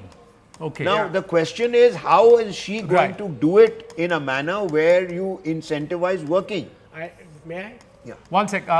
She wanted to say something. No, I wanted to very quickly talk on the tax relief. See, because the rest of them require a lot of proper thinking, database-based, research, whichever way for you to push that. But with tax relief, I'll give you 3 things you can do where the individual can immediately. So you have direct taxes. If you were to look at the reforms in your direct tax code has been pending for a while. So you look at direct taxes for the individual, for the middle class, and you look at your corporate direct tax. We're still fairly competitive, but with MSMEs, etc., look at that. That is your first bit. Second, for your slightly more savvy class, re-look at your LTCG, your long-term capital gains, which has also been a subject of a lot of debate because there have been many changes that have come which has made it difficult. Second. Third, and one of my pet topics, reduce the import duty on gold.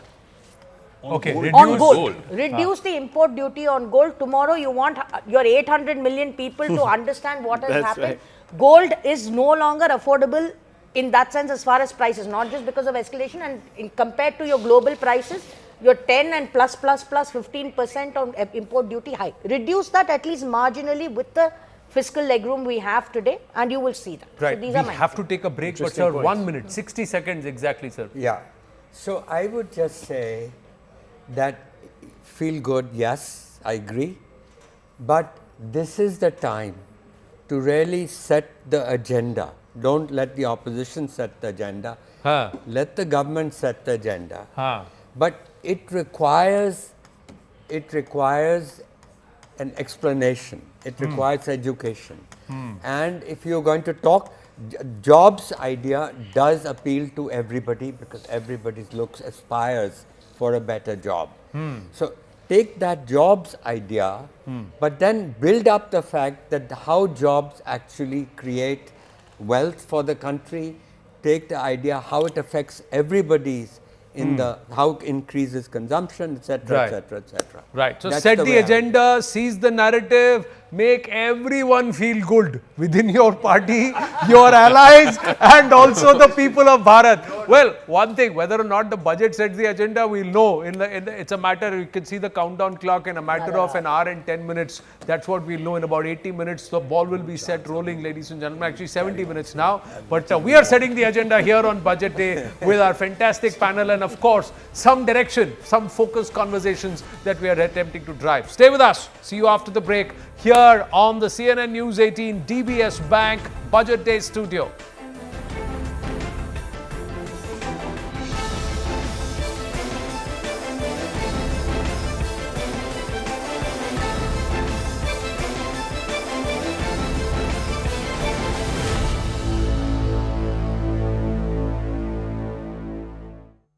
Can you start? That's really the fundamental problem. Talking from a completely political economy perspective, I think it's But just about perception. What would you do to ensure that the headlines tomorrow are like Dream exactly. Budget 24-25? Well, that's right. What would you do? It There would was actually necessitate a headline like that in 91. that it was. Oh, exactly. That it was. Yeah. That it was. Dream headline of 1991. That's So what I'm just saying. deregulate. If you have, of course, the political wherewithal, you'll have to give those two packages that the two states want, because they're going to be torn apart by the opposition in their states if they don't come away with anything, which means that stability of the government could get affected. Most importantly, you have to be seen to be respecting the mandate and handing out something to perhaps the less fortunate amongst us, and that needs to be done. I don't believe otherwise you can create a very sort of, positive headline. Sunil Alag, Rajiv Desai, Zaka. Then, yeah. You know what I want to say is that, look, labor laws and whatever compliance issues and red tape is ancient now. Yeah. If you have an industry and you go to the government and say, look, I'm going to set it up for you, then they will break all kind of laws for you. So whether skilled labor came in with so-and-so, with Apple, but there are people in textiles, toys, which are labor intensive. Let me ask you, why has it? Because last 9 years, I am witness to this. The government has been saying we want to explode in textiles. Yesterday, we had a guest who said very clearly, Piyush Doshi was there from FED, and he said, if we do $10 billion worth of exports of textile, we are creating 15 lakh jobs. Every $10 billion worth of textile export is equal to 15 lakh good quality jobs on ground. My point is, sir, if they know, you know, us, the government also knows, why is it that we have not been because of the individuals, the people in India have to rise to the occasion. Because that's there has to. I'll tell you. As India anticipates its new budget announcement, there is a heightened sense of expectations on how the Modi 3.0 government will address some crucial issues like job creation, sector spending and tax reforms. In fact, many are looking forward to the budget with great optimism and expectations as well, because this budget is going to be outlining the 5-year vision of the Modi government and laying out the roadmap for Viksit Bharat, which is pivotal for India's Amrit Kal vision. Corporates here are expecting some big tax reforms in order to boost the economic growth and also to provide an environment to enhance the ease of doing business and, most importantly, to create jobs. And we here at CNN News 18 will be getting you all the reactions from India Inc. How are the business honchos reacting to Nirmala Sitharaman's budget, which is also a historical milestone for her as well, and the Modi government. With Vijay Arpit, Avantika Singh for CNN News 18. Can you start? The point is, you're looking at regulations, even to set up a factory, you're looking at regulations, approvals at various levels of the government. Right? It's not just the center. There is some that the center can push. They will roll out the red carpet. They will get you all of that, which they can handle. Then it comes to the state. Then the state has to do the same thing. After the state, sometimes it boils down to the district and the local person there. So it's down to that level. And if you're stuck at any one of them, then it goes for a toss, because you need to constantly go back and get your approval. Now, here is one zakat. The government at the Lok Sabha said that there is no special status happening. Yeah. The finance minister is just leaving along with the two MOSs on the footsteps of North Block, the finance ministry. And she's got the Bahi Khata in her hand. Will this Bahi Khata unlock the potential for Bharat to make it more competitive, thereby creating an avenue for 1 crore jobs? Pallavi Ghosh. Per annum, 1 crore jobs per annum. Yes, Pallavi Ghosh. You can see her. She's walking up towards the media. That's going to be a huge focus. So she's flanked by the entire team. She's flanked by the entire team and her entire trademark Bahi Khata. That's the interesting story really behind it. She's done away with the briefcase 7 years back. That's the Indian aspect of the general budget. Another throwaway, I would say, of the British legacy. That's what she had said the first time. Actually, inside that Bahi Khata is also her iPad. So that's how digital as they get. A paperless governance is what the government has been stressing on. So even as we see our pictures standing right in front of us, 7th budget, a record for her, and she's flanked by Pankaj Chaudhary, MOS Finance, and the entire team of the Finance Ministry who have been working round the clock in the last 1 month, I would say, meeting representatives from across the spectrum, the banking sector, the corporate sector, the Swadeshi Jagran Manch and the common people, and of course the state units as well. She gets into her car now. She's going to drive down, in fact, to the Rashtrapati Bhavan. And then after that, because you know what the protocol is, that the budget is first presented to the President of India. She's there driving down. I'm just getting you those pictures where her cavalcade is leaving for Rashtrapati Bhavan. Briefly, 5 minutes is where she's going to spend, and after that, of course, she's going to go back to Parliament. Well, I mean, we've all been talking about the budget. I mean, just about anybody's guess. But I think the cue has come in from her repeatedly, as it has come in from the Prime Minister in his multiple meetings with the economists and talking about Viksit Bharat. The stress is certainly going to be on job generation.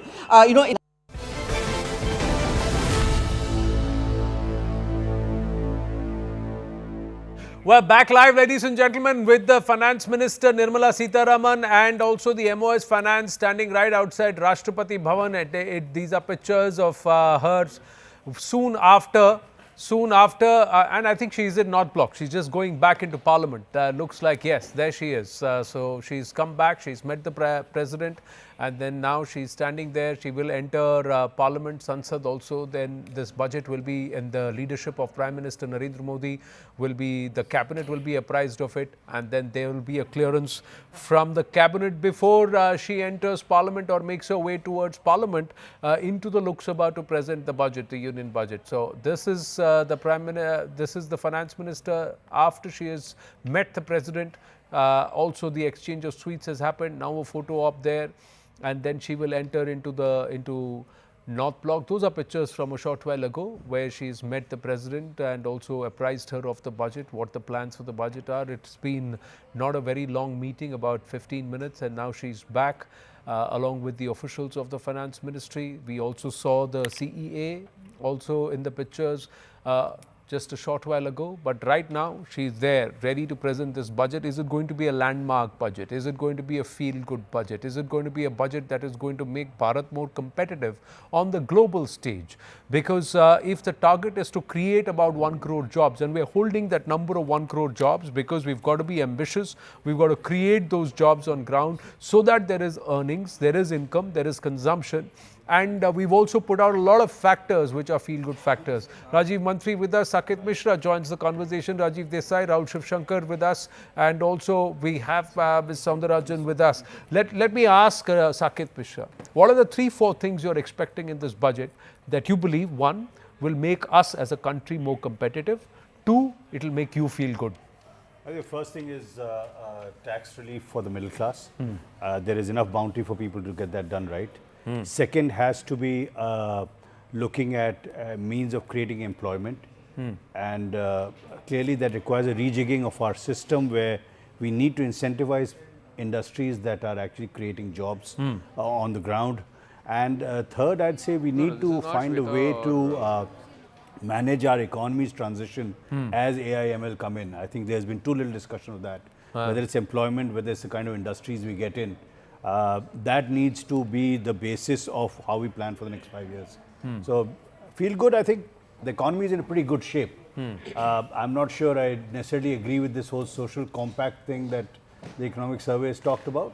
But otherwise, I think the economy is in pretty good shape. And we have the base for doing the right things and pursuing slightly more aggressive reforms. We need to perhaps look at reform of agriculture, whether it's in the same form as the 3 laws that came in, because clearly there is a fair amount of duplication and I'd say distortion of agricultural markets because of the manner in which we provide subsidies. It's the most important employment generating part of our economy at the moment. The poor are there, but we need to find a way to fix means by which they will have a living for the next 10 years. Okay. But we are not doing that at the moment. See,